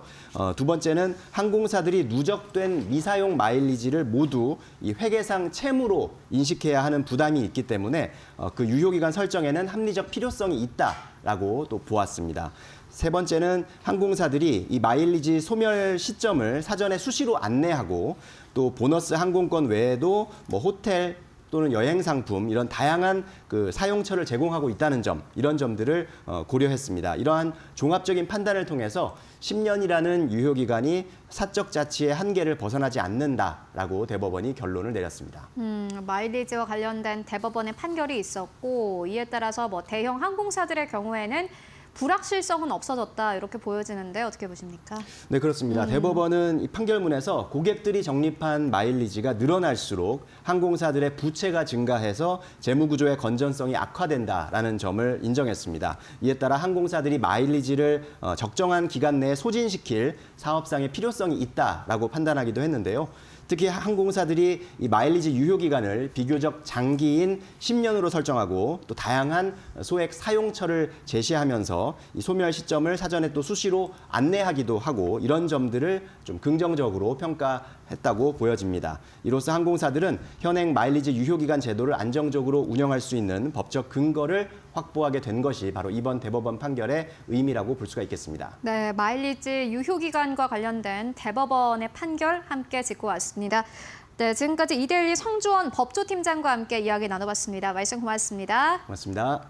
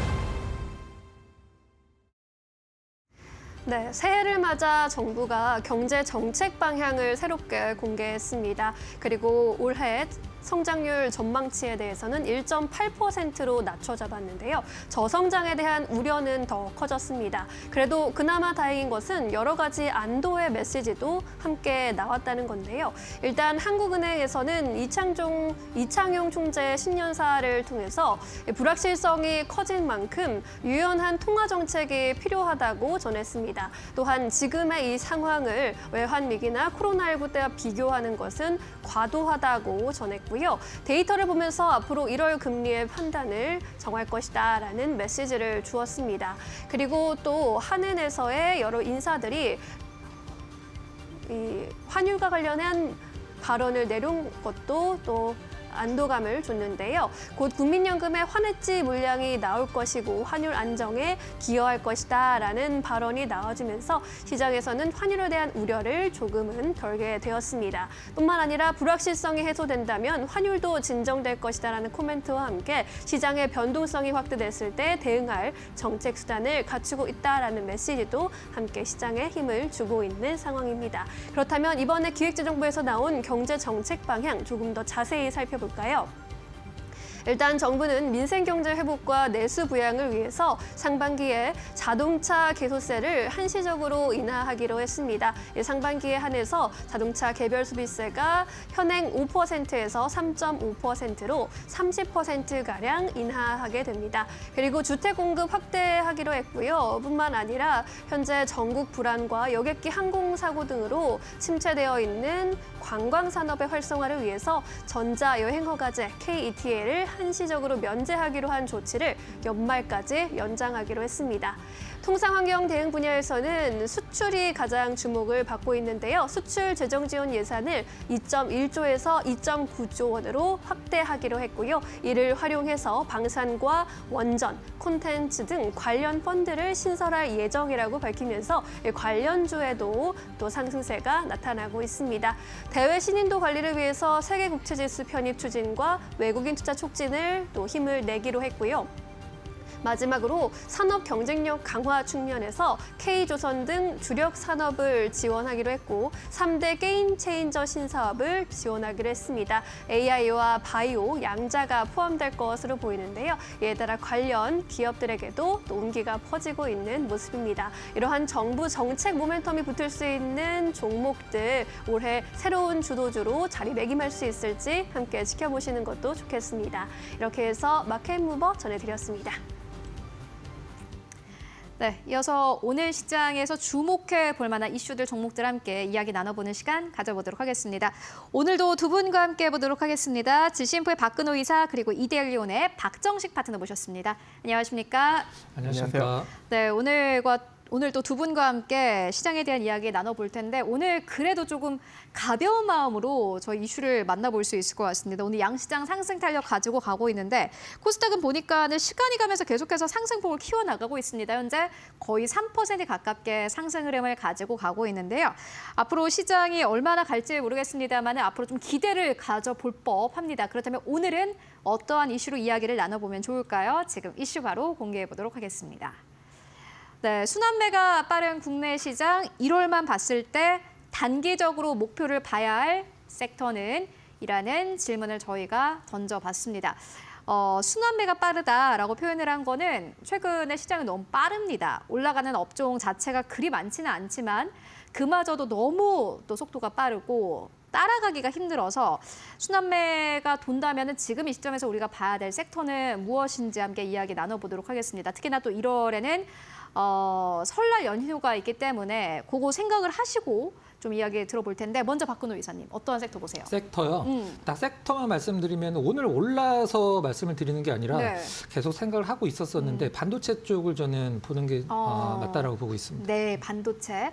박근호 이사님 늘 또 반도체 긍정적으로 이야기해 주셨는데 1월에도 봐야 될 섹터가 반도체다라는 의견 전해주셨고요. 박정식 파트너님 하나로 좀 이제 추려서 이야기를 해보도록 하겠습니다. 이거 하나로 말할 수가 없어요. 왜냐하면 또 이럽니다. 네. 오늘 올라가는 게 네. 전부 다 양자 컴퓨팅에서 파생되는 섹터들이에요. 그건 그렇죠. 네. 양자 컴퓨터랑 사실 연결하면은 한국에 네. 연결이 안 될 섹터가 사실 거의 없어요. 그래서 지금 원래 테마로 형성되는 게 음. 양자 컴퓨팅 때문에 형성되는 게 AI 반도체, 네. 양자 보안, HBM, 로봇, 자율주행입니다. 다 봐야 돼요. 너무 많은데 저 혹시 이렇게 질문을 보셨죠? 질문은 네. 순환매를 봤을 때 단기 목표로 봐야 될 섹터는 그 안에서도 순환매가 돌지 않겠습니까? 네. 이미 지금 어. 양자 보안 쪽은 많이 올라갔고 음. 그래서 솔직히 이제 단기적으로 볼 수밖에 없는 상황이고요. 네. AI 반도체는 이제 막 올라가고 있는 상황이기 때문에 그러면요, 네. 저희 박근호 이사님 이야기 듣는 동안 약간 네. 정리를 하고 이야기 듣도록 하겠습니다. 박근호 이사님, 반도체 저희가 계속해서 봐야 될 이유가 있을까요? 저는 이제 반도체 쪽에서 우리 시청자 여러분들은 딱 그거잖아요. 뭐 반도체 좋다, 뭐 좋은 건 좋은 건데 어느 종목이 가장 좋아 보이냐, 이거를 이제 가장 원하시는 건데. 네. 저 이제 하이닉스 오늘 이제 하이닉스가 6% 올라서 말씀드리는 건 절대 아니고 하이닉스가 앞으로 왜 좋을 수밖에 없는지를 좀 설명을 좀 드리고 싶은데요. 이전에 가지고 오셨으면 더 좋았을 텐데, 그죠? 그렇죠. 예전에 한번 했던 적이 있었던 것 같긴 한데 일단 하이닉스 얘기하면 우리가 엔비디아라는 기업을 빼놓을 수가 없잖아요. 그죠. 근데 우리 그 앵커님께서 알고 계시듯이 우리가 예전에 이제 중국 같은 나라에서 그 코인 채굴할 때 그 엔비디아 그래픽 카드를 많이 쓰잖아요. 네. 근데 그게 3년 정도 쓰면은 걔네들이 버리거든요, 그거를. 왜 버리냐면 3년 정도 쓰면 이 GPU 수명이 이제 너무 혹사를 당하다 보니까 성능이 20%밖에 안 남아서 버리고 있는데 얼마 전에 이제 대만 트렌드포스 이제 IT 전문 조사 기관이죠. 이쪽에서 굉장히 재밌는 포스트가 하나 올라왔는데 지금 엔비디아에서 만드는 AI 가속기가 수명이 3년밖에 못 갈 거다라는 조사가 나왔어요. 그게 왜 그러냐면 이제 채굴과 마찬가지로 가동률을 60%에서 70%로 돌렸을 때 3년 뒤에 어떤 처음에 대비해서 3년 뒤에 성능이 25%밖에 안 나온다라고 그래요. 그러면은 엔비디아 입장에서 우리는 이렇게 생각할 수도 있죠. 그럼 엔비디아에서 파는 가속기를 그래픽 카드만 바꾸면 되는 거 아니냐. 거기 들어가는 HBM을 가만 놔두고 이게 그럴 수가 없는 게 아마 여러분들 이제 패키징 쪽에서 많이 들어보셨을 거예요. 코어스라고 COWOS라고 그 패키징으로 완벽하게 붙어 있기 때문에 GPU만 떼갖고 바꿀 수가 없거든요.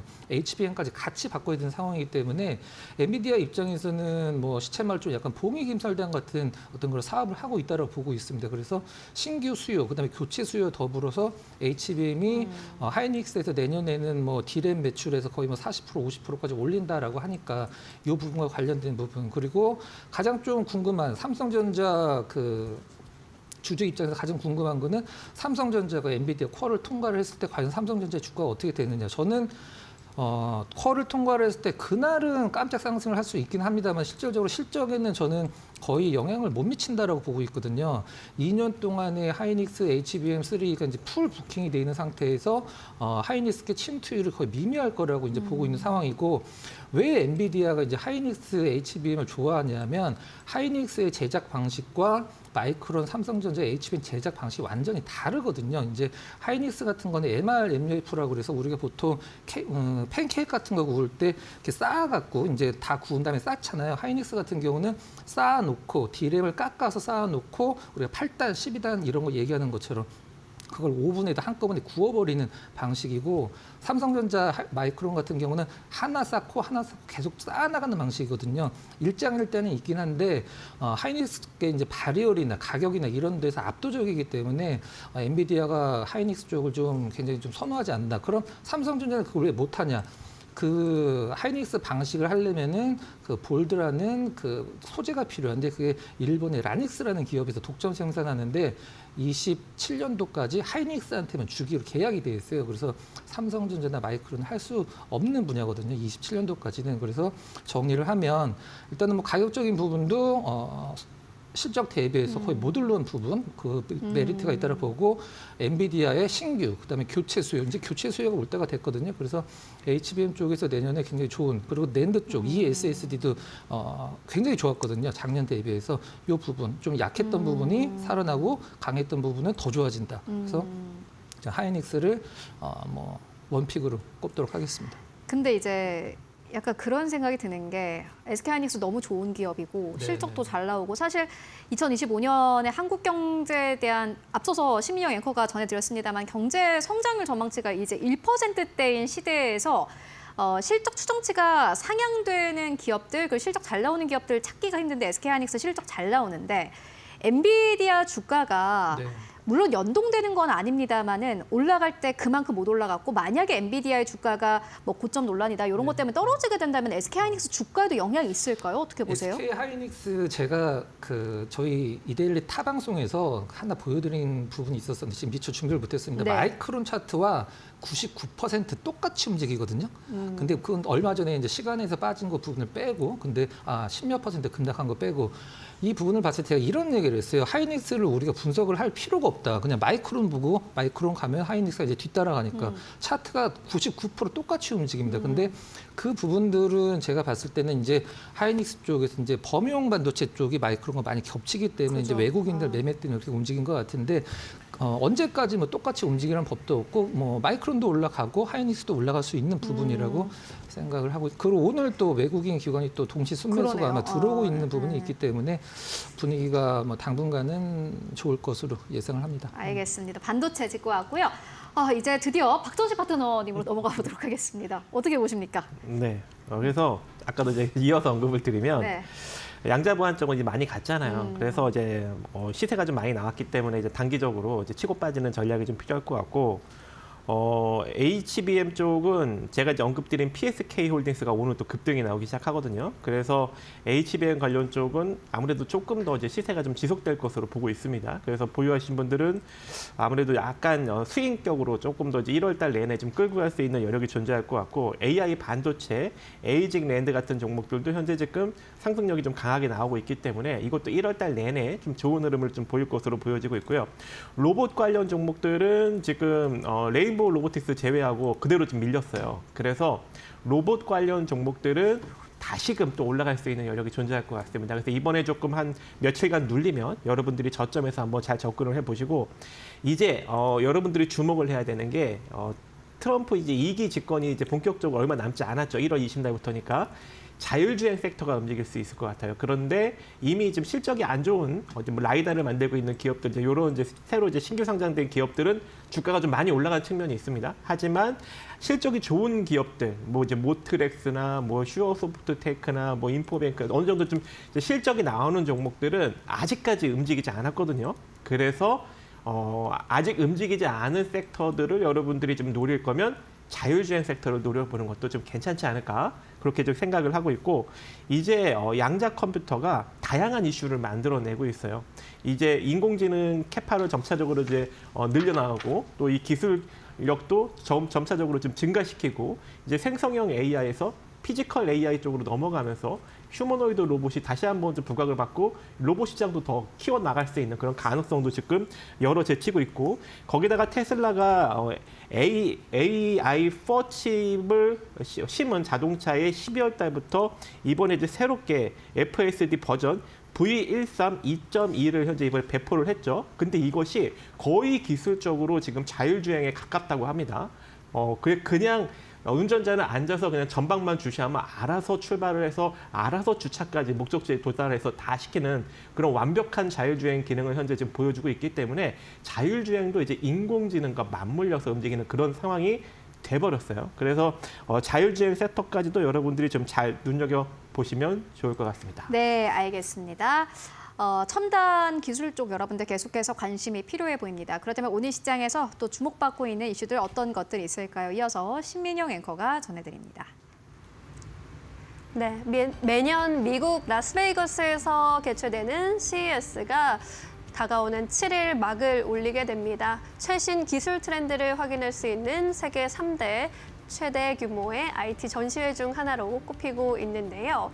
2025년 1월 7일부터 10일까지 개최가 될 예정이고요. 포춘 500대 기업 중에서 280개 이상이 참석할 예정입니다. 우리나라에서도 삼성과 LG, 현대 등 굵직굵직한 기업들이 참가를 예고한 상황입니다. 지난 2024년에는 인공지능 AI 하나만 핵심 키워드였는데 이번에는 인공지능뿐만 아니라 양자 컴퓨팅과 에너지 전환, 모빌리티, 디지털 헬스케어 역시 핵심 테마로 등장하면서 AI의 확장성이 주목을 더 받을 것으로 기대가 되고 있습니다. 특히나 올해 신설된 컨퍼런스 및 전시 안에서 비즈니스에 적용되는 양자 기술의 논의가 포함될 것으로 보여서 공개 전부터 이미 새로운 아이템으로 많이 주목을 받고 있는 상황입니다. 뿐만 아니라 키노트 섹션에서의 기조 연설자도 젠슨 황이 등장할 것으로 보이면서 기대감을 모으고 있는데요. 주요 기조 연설자로 엔비디아 CEO 젠슨 황이 나설 예정입니다. AI를 활용한 가속 컴퓨팅 기술이 경제와 사회에 미칠 영향을 통해서 이제 연설을 하게 될 텐데요. 지난 2017년 CES에서 AI 기술 구상과 시장 진출을 선포한 바 있습니다. 8년 만에 다시 CES의 첫 번째 기조 연설자로 나서게 됩니다. 이번에 차세대 AI 가속기 블랙웰과 PC용 시리즈의 진착 상황도 공개할 것으로 또 예정이 되고 있는 상황입니다. 관전 포인트를 어떤 것들 잡아볼 수 있을까요? 다음 장에서 만나보도록 하겠습니다. 일단 차량 기술과 미래형 모빌리티 안에서 현대차의 활약이 돋보일 것으로 보이고요. 도요타와 벤츠 역시 새로운 기술들을 공개할 것으로 보입니다. 또 생성형 AI 로보틱스에서 SK그룹과 삼성전자, LG전자의 활약도 눈여겨보시면 좋겠습니다. 지금까지 마켓무버 전해드렸습니다. 네, 이어서 오늘도 주목해볼 만한 기업들 하나하나 살펴보도록 하겠습니다. 두 분께서 늘 직접 또 종목을 선택을 해주시는데 먼저 첫 번째로 박근호 이사님께서 가지고 오신 선익시스템 오늘 하락세 나타내고 있습니다. 이 기업은 어떻게 보실까요? 어제 좀 크게 올라갔더라고요. 네, 어제 좀 급등이 나왔더니 오늘 살짝 조금 조정받고 네. 있는 상황인데요. 선익시스템 작년에 이제 잭팟이 터졌죠. 수주에서 잭팟이 터졌는데 올해 또 1분기에 잭팟을 좀 기대를 할 수 있는 부분들이 있죠. 작년에 잭팟이 터졌다라고 표현한 부분을 잠깐 설명을 드리면 중국 이제 디스플레이 업체 BOE에서 증착 장비를 이제 발주를 했는데 그 선익시스템이 수주를 했죠. 원래는 사실 전 세계에서 증착 장비는 거의 일본의 캐논 도키 이런 기업들이 이제 거의 독점적으로 했었었는데 캐논 도키가 이제 재작년이죠. 그 삼성 디스플레이에서 캐논 도키에 수주를 발주를 했을 때 1,000억 엔에 발주를 했어요. 지금 환율로 한 9,200억 정도 한 대당 발주를 했는데 선익시스템은 이번에 BOE 작년에 이제 BOE에서 2대 증착 장비를 수주를 할 때 대당 좀 굉장히 좀 싸게 3,000억에 일단은 수주를 하기는 했습니다. 그동안의 선익시스템이 연구용 그 증착기만 만들다 보니까 매출이 굉장히 좀 작았어요. 기술력은 좋은데. 근데 BOE 처음으로 양산용 증착 시스템을 증착 장비를 수주를 하면서 실적은 뭐 퀀텀 점프를 할 겁니다. 2대를 했으니까 6천억이죠. 근데 이번에 중국의 이제 비존옥소 관련돼서 또 수주 모멘텀이 있기 때문에 이 부분들 관심 있게 보시면 될 것 같습니다. 네, 알겠습니다. 선익시스템 만나보고 왔습니다. 이어서 두 번째 기업 바로 넘어가 볼게요.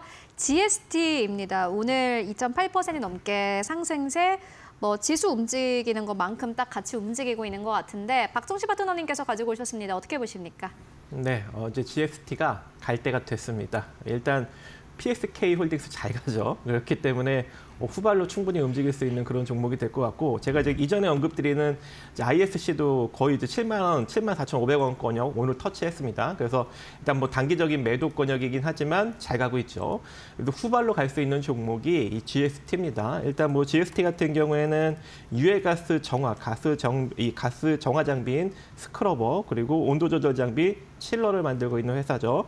근데 이제 LG 요플러스와 LG 일렉트릭과 같이 이 데이터 센터에 들어가는 액체 냉각 시스템 국산화 작업을 좀 지속적으로 진행을 하고 있고 이미 이제 액체 냉각 장비를 이제 만든 상황입니다. 그래서 이 냉각 관련, 이 데이터 센터 냉각 장비 관련으로 충분히 부각을 받을 수 있는 가능성이 존재하고 최근에 이제 반도체 쪽에 지속적인 투자가 좀 이루어지다 보니까 실적도 사상 최대 실적을 좀 지속적으로 만들어내고 있는 그런 상황이에요. 그래서 실적은 좋은데 주가는 또 바닥이지 않겠습니까? 그래서 언제 갈까 딱 생각을 해보았더니 일단 작년 이제 12월 말에 한 31억 정도 자사주를 이제 소각을 하면서 이제 기업 가치를 조금 증가시키는 어떤 그런 이제 밸류업을 하고 있는 그런 상황이고 또 이제 엔비디아가 차기 AI 칩 블랙을 이제 본격적으로 양산을 준비하고 있는 상황이죠.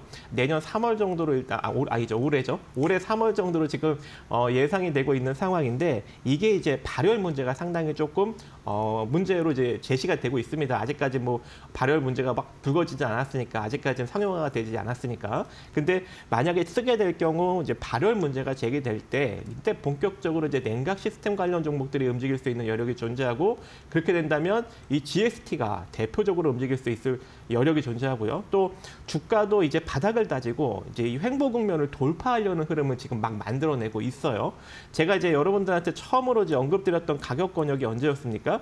6,000원, 16,000원대 이하였죠. 한 15,900원, 800원 막 왔다 갔다 걸렸을 때 이때 이제 언급을 드렸는데 어느덧 지금 17,000원대까지 살포시 올라가고 있는 그런 상황입니다. 그래서 여기서 아직도 늦지 않았으니까 지금부터 한번 잘 모아가 보시기 바라겠고, 단기적인 상승력이 한번 훅 나와버리면 19,900원, 대략 2만 원 정도 자리까지는 단번에 찍을 수 있습니다. 그래서 지금부터 한번 잘 모아가셔서 2만 원 정도 자리까지 한번 단기적인 시세를 한번 누려보시기 바라겠습니다. 네, 알겠습니다. GST 만나보고 왔고요. 이어서 세 번째 기업 만나보도록 하겠습니다. 박근호 의사님께서 가지고 오신 네오셈인데 주가가 오늘 10% 가깝게 급등세 나오고 있고 장중에는 10,000원대를 넘어서기도 했습니다. 워낙 또 기술력이 좋은 이 회사라서 많은 투자자분들이 관심을 가지고 계실 것 같기도 한데 어떻게 보십니까?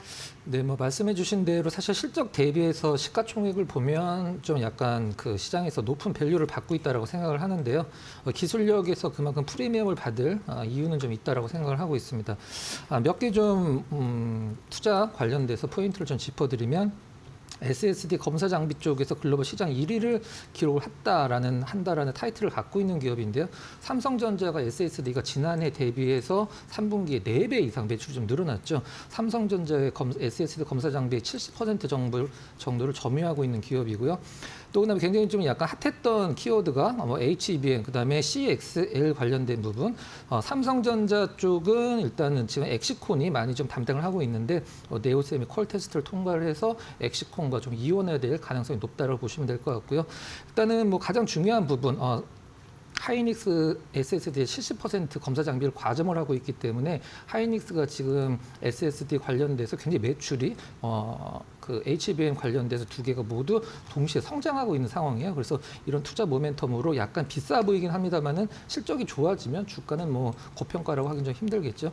네오셈도 관심 있게 보시면 될 것 같습니다. 실적이 늘어나는 거에 따라서 주가 흐름이 어떻게 함께 움직일지를 살펴보시면 될 것 같습니다. 이어서 네 번째 기업, 마지막 기업 만나보도록 하겠습니다. QSI이고요. 오늘 장중에 12,000원대까지 올라갔습니다. 12시 부근에. 그런데 현재 구간에선 3% 상승세로 거래가 되고 있는데 박성진 파트너님께서 가지고 오셨어요. 이 기업 어떻게 보십니까? 변동성은 약간 있네요.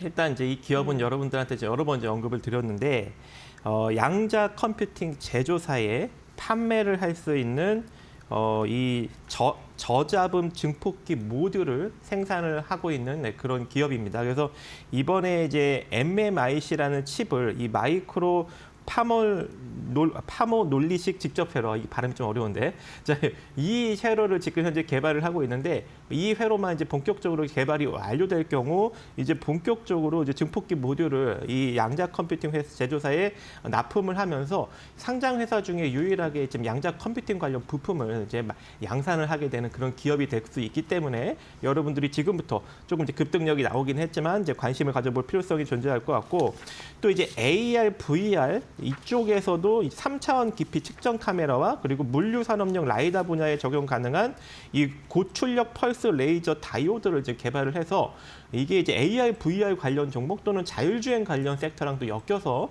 움직일 수 있는 여력도 존재합니다. 그래서 오늘 잘 됐어요. 급등 나왔으면 못 잡을 뻔했는데 20%대 급등력이 나왔다가 그대로 조금 이제 밀려 있는 그런 상황이어서 지금 가격부터 9,300원 정도 자리까지 여러분들이 분할 매수 관점을 통해서 접근을 해볼 수 있을 것 같고, 이대로 다시 한번 상승력 나오면 오늘은 이제 월봉상 60선 자리에서 좀 저항을 받았거든요. 이 자리가 돌파가 될 수 있습니다. 그래서 14,000원 정도 자리까지 노려보시기 바라겠습니다. 네, QSI 만나보고 왔습니다. 지금까지 박근호 이사 그리고 박정식 파트너와 함께 이야기 나눠봤습니다. 말씀 고맙습니다.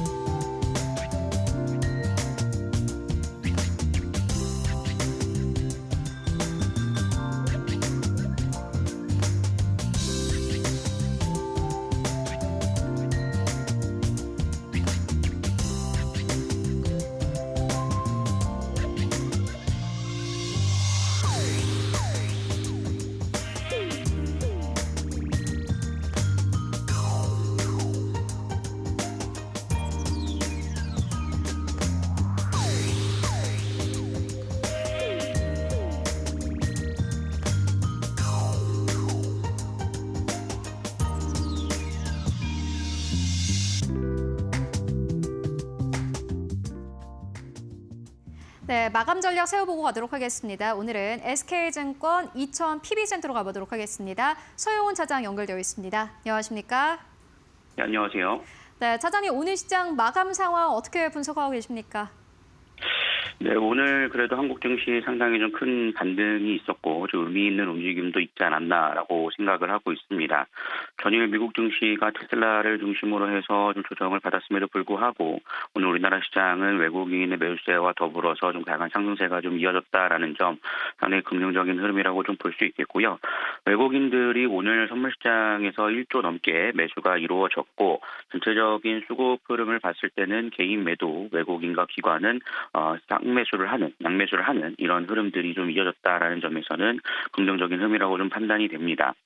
지금 사실상 원달러 환율 자체가 워낙 강세로 나오곤 있습니다만 여전히 높다라는 얘기가 나오고 있기 때문에 외국인 수급에 있어서는 좀 부담으로 작용을 할 수 있는 상황 속에서도 외국인의 매수세가 유입이 됐다라는 점에서는 한국 증시의 저가의 기대감, 저가 매수가 좀 들어오고 있다라고 좀 판단이 되고 있고요.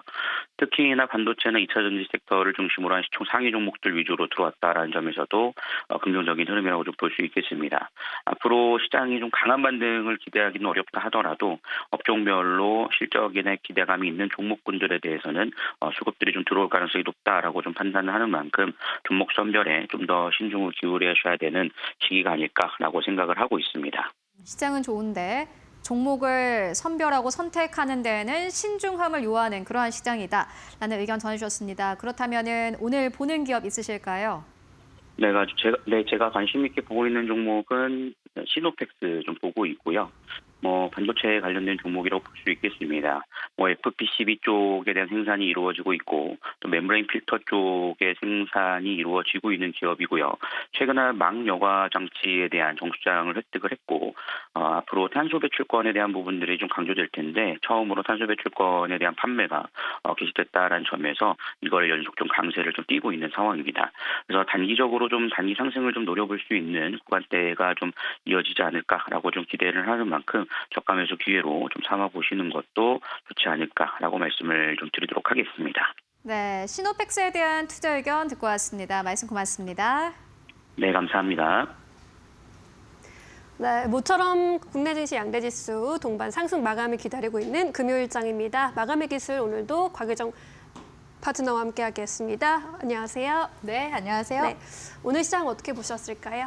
오늘 국내 증시 늘 오늘만 같아라라고서 말씀드리고 싶은데요. 오늘 확실히 양지수 모두 다 지금 1%대에서 2%대까지 지수 상승세를 끌어올린 주체 외국인이었다라고 말씀드릴 수 있을 것 같습니다. 코스피, 코스닥, 양지수 모두 다 오늘 외국인이 골고루 들어와주기도 했고요. 오늘 이제 전반적으로 시장 분위기가 장 초반에는 양자 암호 쪽 관련해서 이제 관련 종목들이 움직임이 나왔고, 그리고 오늘 시가총액 상위 종목들 보시다시피 삼성전자와 SK 하이닉스 오늘 나란히 동반해서 상승세가 나왔는데 특히나 SK 하이닉스가 6%대 강세, 거기에다가 이 SK 하이닉스와 또 같이 올라가는 또 짝꿍 종목 있죠. 한미 반도체까지도 오늘 나란히 반도체 장비단에서 수급이 좋았다라고 볼 수 있을 것 같습니다. 그래서 오늘은 양지수 모두 다 이제 불기둥 증시이긴 했는데요. 다만 이제 분봉상으로 코스피 시장, 코스닥 시장 움직임 봤을 때 딱 1시 기점으로 해서 투매가 지수단에서 한번 딱 나온 것을 볼 수가 있습니다. 바로 이때가 오늘 윤 대통령의 이제 공수처 쪽에서 체포 집행을 이제 진행을 했었는데 철수를 하게 되면서 딱 이때 지수 하락세가 이제 소폭 나온 것으로 봤을 때 역시 증시가 여전히 정치적인 불확실성에 있고 오늘 또 이렇게 체포 집행이 나오는 날에 오히려 지수 상승이 나왔고 철수를 하자마자 이렇게 또 다시 투매가 좀 일부 나온 것으로 봤을 때 여전히 이런 지금 탄핵 전국 속의 불확실성이 해소가 돼야지만 결국에는 국내 증시가 올라갈 수 있구나라는 부분들을 우리가 좀 엿볼 수 있지 않았나라고 보여지고요. 다만 이제 그럼에도 불구하고 사실 오늘은 코스피 쪽의 움직임보다는 코스닥 쪽의 움직임이 좀 더 좋긴 했습니다. 네. 기술적으로 봤을 때 오늘 이제 코스피 같은 경우에는 12월 이제 중순부로 사실 지수가 굉장히 뜨뜻미지근하게 흘러갔었거든요. 지지부진한 장세가 이어지다가 오늘 그나마 이제 단봉 형태의 양봉에서 오늘은 조금 더 양봉 형태의 몸통이 좀 길이가 긴 그런 이제 형태가 떴다라는 점에서 일단은 증시 지수 반등일까라는 이제 그런 이제 긍정적인 희망회로를 돌릴 수 있는 부분들 오늘 시장에서 기술적으로 나와줬다라고 볼 수 있을 것 같고요. 코스닥도 마찬가지입니다. 오늘 코스닥 같은 경우는 무려 2.8% 거의 3%에 가까운 지수 상승세가 나와줬는데요. 보시다시피 코스닥 같은 경우에는 이전 7월 달부터 딱 일정 구간에서 저항을 받은 모습을 보실 수가 있습니다. 7월 이전에도 보시다시피 4월 달, 5월 달, 7월 딱 기점으로 해서 저항 받으면서 10월 달에도 61선, 지금 요 노란색 라인이 61선이거든요. 이 이평선 구간 때 저항을 맞으면서 떨어졌었는데 이 구간을 만약에 이런 이제 1월 효과와 더불어서 지수 상승세가 조금 더 이어져 나온다라고 한다면은 그래도 1월 중에는 시장의 추세 회복이 한 740포인트에서 750포인트까지는 나와주지 않을까라고 보여지고요.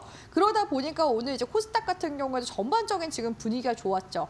알테오젠부터 시작해서 HLB, 리가켄바이오 같은 제약바이오, 시가총액 상위 종목들도 오늘 대체적으로 최소 3%에서 6%까지 시세가 좋았고요. 리가켄바이오는 무려 8%까지 올랐습니다. 그리고 에코프로 그룹주들도 오늘까지 사실 봤을 때 52주 신저가 움직임이었었는데 거기서 저가 매수세가 유입이 되면서 시세를 또 7%에서 10%대까지 강세 움직임을 만들어줬기 때문에 지금 시점에서 오늘 증시만 놓고 봤을 때 다음 주까지 이러한 움직임이 조금 더 홍풍으로 이어지지 않을까라는 기대감을 가져가 볼 수 있지 않을까라고 보여져서 오늘 이제 증시 금요일장 정말 말 그대로 불장이었다라고 해서 정리 도와드릴 수 있을 것 같습니다. 네, 모처럼 웃을 수 있었던 양지수 모두 불기등을 뿜은 금요일 장이었습니다. 코스피 지수 오늘 장중에 2,454포인트까지 고점을 높이기도 했고요. 현재도 1.8%대 오름세 2% 가까이 올라주고 있습니다. 전일 대비 42포인트 추가하면서 2,441.13포인트에서 마감 기다리고 있고요. 코스닥 역시 2% 넘게 상승하면서 705.38포인트에 거래되고 있습니다. 코스피 200 역시 2% 가까이 오르면서 마감 기다리고 있는 모습입니다. 모처럼 오늘 외국인들의 매수세가 거래소 시장으로 들어와 줬습니다. 선물에서는 1조 원 넘는 순매수세가 포착되기도 했는데요. 현물에서는 2,800억 원의 매수 우위, 기관도 역시 매수에 동참해줬습니다. 개인 나홀로 팔자세였습니다. 코스닥 시장의 수급도 함께 살펴보시면 외국인과 기관의 수급 유입이 됐고요. 외국인이 1,000억 원 이상, 기관이 700억 원 이상의 매수 우위 기록했고요. 개인은 2,000억 원 이상의 매도 우위였습니다. 우리 시장 마감합니다.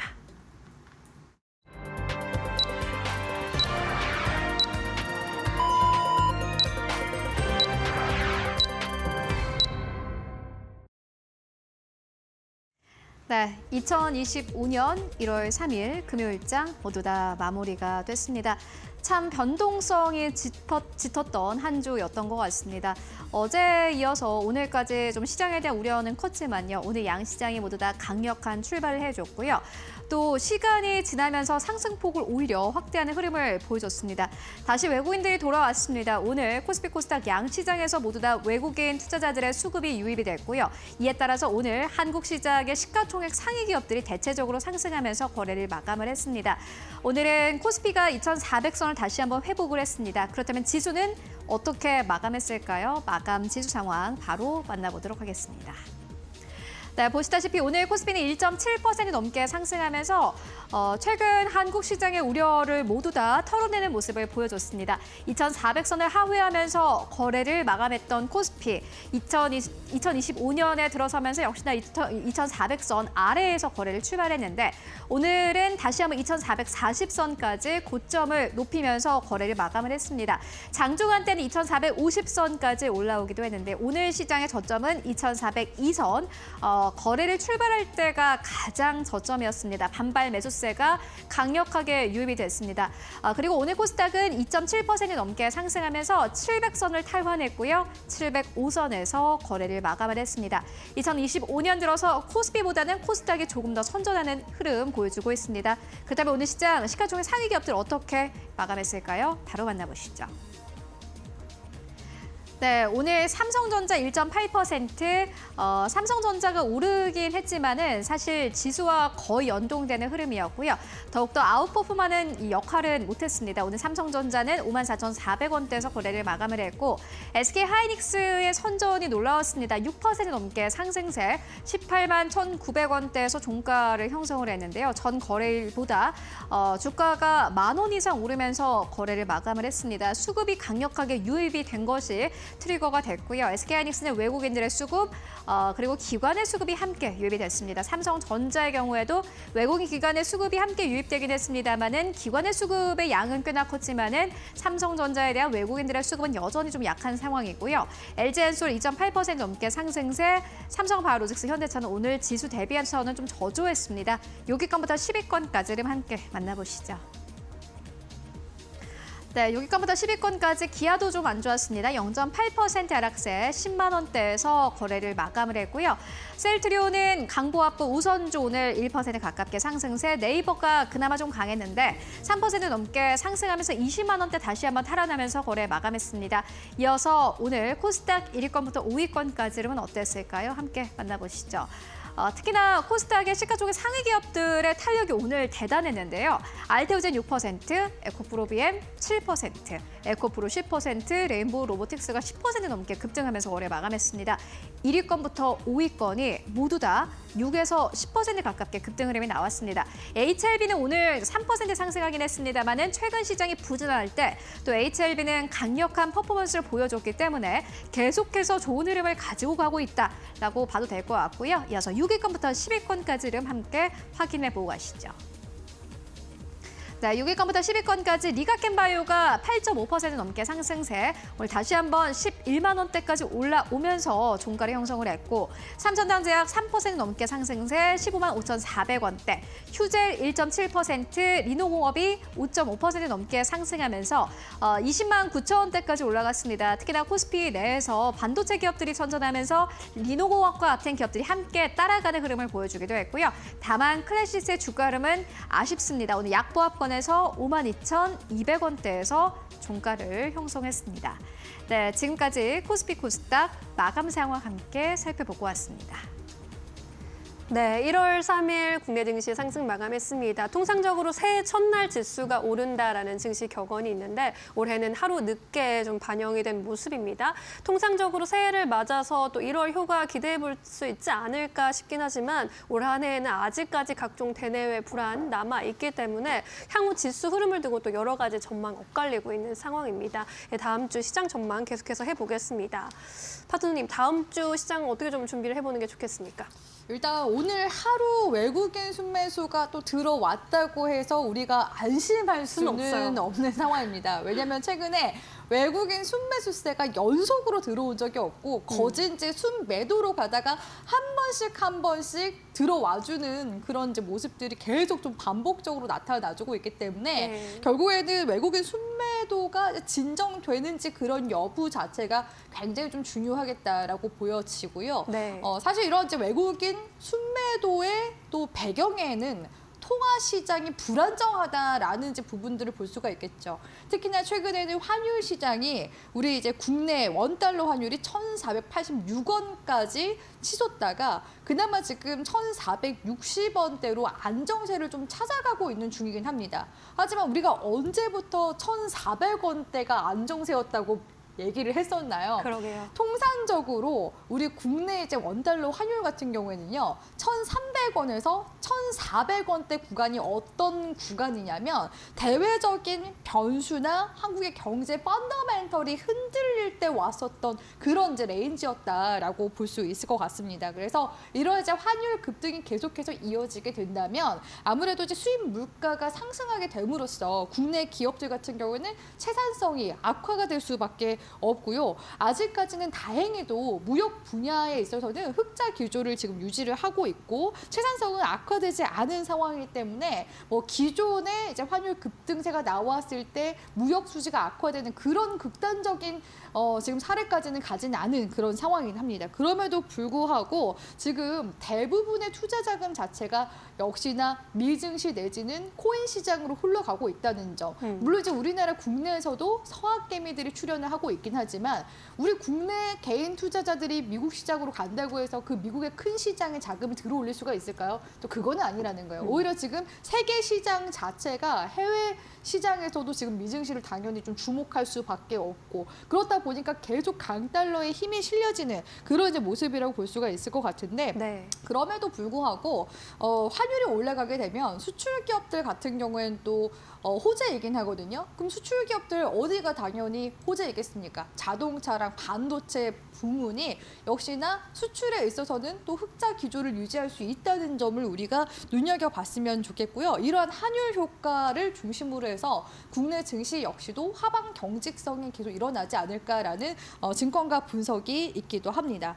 1월 이제 주식 시장 같은 경우에는 대외적으로 봤을 때 지금 또 이벤트가 또 여러 가지 있거든요. 뭐 CES나 JP모건 헬스케어 컨퍼런스는 이미 말씀드렸으니까 제껴놓고 보자면 고용 보고서라든지 CPI, FOMC 등의 매크로 불확실성 여전히 1월 달에 있습니다. 그런데 이 부분 같은 경우에는요. 아마 이제 월 말로 갈수록 조금 증시 민감도가 커지지 않을까라고 보여지고요. 네. 대신에 우리 앵커님이 1월 효과 관련해서 말씀을 주셨잖아요. 1월 효과가 이어지게 된다면은 언제까지 이어질 수 있을까? 제가 이 부분을 찾아봤는데 2000년대 이후로 코스피와 코스닥 1월 평균 주가 추이를 봤을 때 1월 딱 연초 기점으로 봤을 때 10일 정도, 한 10거래일 정도는 연속으로 상승세를 보인 경우들이 많았다고 합니다. 그렇다면 1월 중순부터는 왜 증시가 또 변동성이 강해질 수밖에 없냐라는 부분들을 생각을 해보면 실적 시즌이 도래하거든요.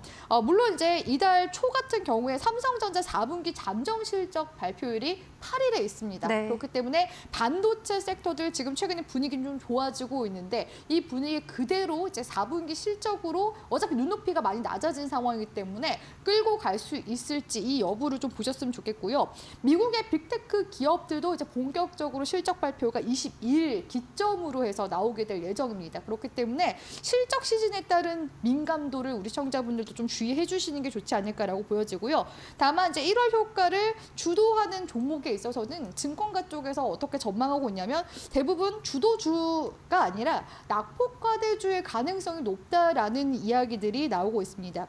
다만 이제 지난해 국내 증시가 전반적으로 부진했기 때문에 사실 지금 종목들 중에서 낙폭과대 종목들이 아닌 종목들을 찾아보기가 굉장히 힘들거든요. 네. 거진다 주가가 지금 완전히 내려간 상태에서 조금씩 이제 기술적 반등처럼 이제 바닥에서 좀 되돌림으로 올라와주는 그런 종목들이 있는 만큼 가격 부담이 좀 상대적으로 덜한 그런 종목들 내에서 시세가 지금 일어나고 있다라고 볼 수 있을 것 같고요. 대체적으로 1월 달 평균적으로 코스닥의 상승 업종으로 봤을 때 평균적으로 정보기기 IT나 헬스케어 쪽, 제약바이오 쪽 종목들이 상승세가 두드러지게 나타났다고 합니다. 올해 같은 경우에는 지금 CES 2025도 다음 주 앞두고 있어서인지 저는 키워드를 이제 양드로라고 잡고 싶거든요. 양자 드론 로봇 이쪽 이제 관련 섹터가 미증시를 지금 중심으로 해서 차세대 기술로 지금 곽광받고 있기 때문에 오늘도 뭐 양자 컴퓨터 관련주 올라갔지만 이런 종목들의 시세는 적어도 작년에 이제 AI 관련주들 열풍을 생각을 해보면 한 2월 달까지는 지속했거든요. 그런 움직임이 나와줄 가능성이 높지 않을까라고 보여지고 그리고 이제 제약바이오 같은 경우에도 일단은 JP모건 헬스케어 컨퍼런스를 중심으로 해서 12월 마지막 거래일 날 일단 제약바이오 종목들이 상승세가 나왔다는 거. 그리고 오늘도 코스닥 시장 지수 상승과 같이 함께 나왔다라는 점을 두드러지게 봤을 때 이런 관련 종목들의 움직임을 위주로 우리 시청자분들이 시장 대응하시면 그래도 승산이 있는 장세 계속 나와주지 않을까라고 보고 있습니다. 네, 그래도 1월 효과 조금 더 기대해 볼 수 있지 않을까라는 기대감을 안고 다음 주 기다려봐야 할 것 같습니다. 다음 주 월요일 그럼 시장에 시초가 공략주는 어떤 종목을 좀 볼까요? 양드로 이야기해 주셨는데 그 안에서 골라볼까요? 네, 우리 또 앵커님이 센스 있게 양두로 잘 기억을 해주고 네. 계신데요. 네, 오늘 드론 관련주 드론. 골라왔습니다. 근데 드론 관련주 제가 오늘 공략해볼 만한 종목으로 네온테크를 가지고 왔는데요. 오늘 또 장중에 급등세가 나와서 우리 시청자분들께 관심 종목 드려야 되는데 네. 굉장히 좀 급하게 부랴부랴 가지고 온 종목이라고 볼 수 있을 것 같아요. 드론 쪽 같은 경우는 최근에 이슈가 계속해서 지금 나와주고 있습니다. 얼마 전까지 12월 한 초중순경에 중국 쪽에서 미국, 유럽의 드론 핵심 부품 수출을 제한하겠다라고 하면서 미국에서 지금 계속해서 수출 규제를 하고 있기 때문에 이에 반발을 하면서 보복적으로 지금 드론 핵심 부품 수출 제한을 하겠다라고 이야기를 했거든요. 근데 이에 대해서 또다시 미국 쪽에서 그러면 우리도 제재를 가하겠다라고서 지금 또 이야기가 나온 상황입니다. 사실 그래서 저는 오늘 시장에서 양자 컴퓨터 관련 종목보다 드론 관련 종목들이 조금 더 강하게 올라가지 않을까 싶었는데요. 일단 미국 쪽에서 무인기 부품과 기술에 대한 이제 중국 무인기죠. 그러니까 중국 드론의 부품과 기술에 대한 규제를 지금 현재 추진하고 있습니다. 그러니까 지금 이 규제안이 뭐 통과가 된 거는 아니고요.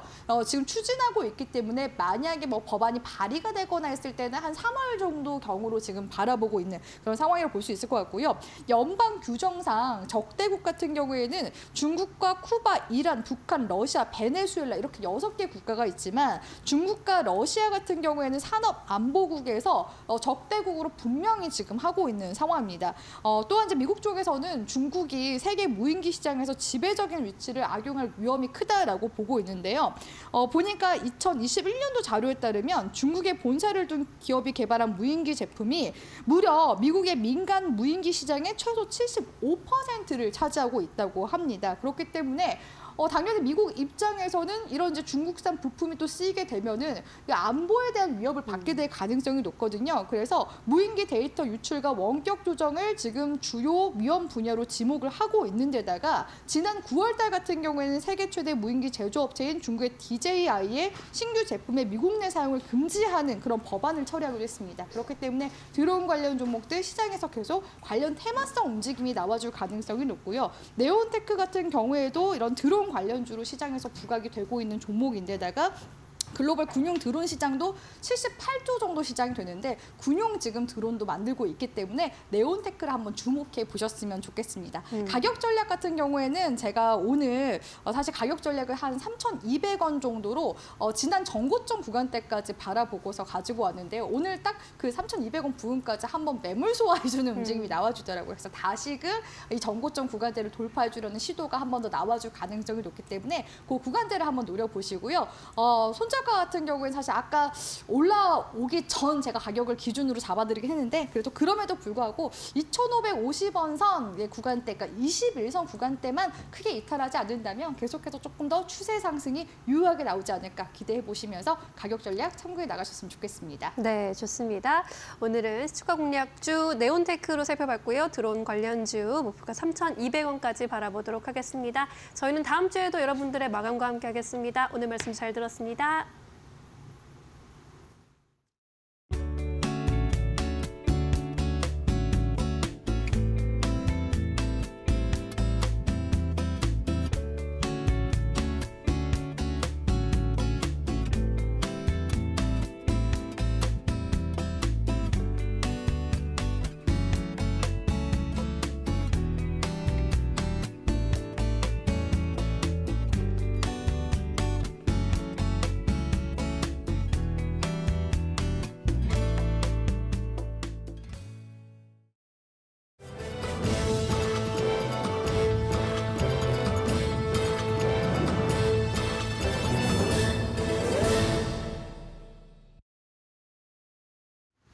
계속해서 이데일리 TV 뉴스 전해드립니다. 금융권은 올해 최우선 과제로 시장 안정을 꼽고 밸류업 정책을 지속적으로 추진하겠다고 입을 모았습니다. 민생 경제 회복을 위해 각종 지원은 강화하겠다고 약속했습니다. 을 4년 달라지는 금융제도에 대해 심영주 기자가 정리했습니다. 정부는 2025년 새해에도 자본시장 선진화 정책을 3가지 측면에서 흔들림 없이 추진해 나가겠습니다. 우선 시장의 불확실성과 변동성이 이어지고 있는 만큼 긴장의 끈을 놓지 않고 시장 안정에 만전을 기할 것입니다. 자본시장 건전화를 다짐한 금융권 수장들. 이를 위한 일환으로 올해 상반기 중 대체 거래소가 출범합니다. 주식시장을 경쟁체제로 바꿔 투자자 편익을 높이겠다는 취지입니다. 공매도 제도도 개선됩니다. 우선 오는 3월부터 무차입 공매도를 예방 및 사후 점검하는 공매도 전산 시스템이 구축됩니다. 공매도 목적 대차 거래의 상환기간이 1차적으로는 90일, 연장할 경우에는 총 12개월로 제한됩니다. 4월부터는 불공정 거래나 불법 공매도에 대한 제재 수단도 다양해집니다. 아울러 1분기엔 로보 어드바이저 1인용 퇴직연금 서비스가 출시되고 2분기엔 공모펀드 상장거래 서비스가 시작됩니다. 금융회사 관리도 강화됩니다. 이번 달부터 금융회사 임원별 내부 통제 책임을 명확히 하는 책무구조도가 시행되며 상호 금융권의 건전한 경영을 강화하기 위해 유동성 비율 규제와 업종별 대출 한도가 신설됩니다. 고금리 장기화로 고통받고 있는 서민들을 위한 지원 방안도 추진됩니다. 청년 도약 계좌는 기여금이 확대되고 3년 이상 유지할 경우에도 비과세 및 기여금이 지원됩니다.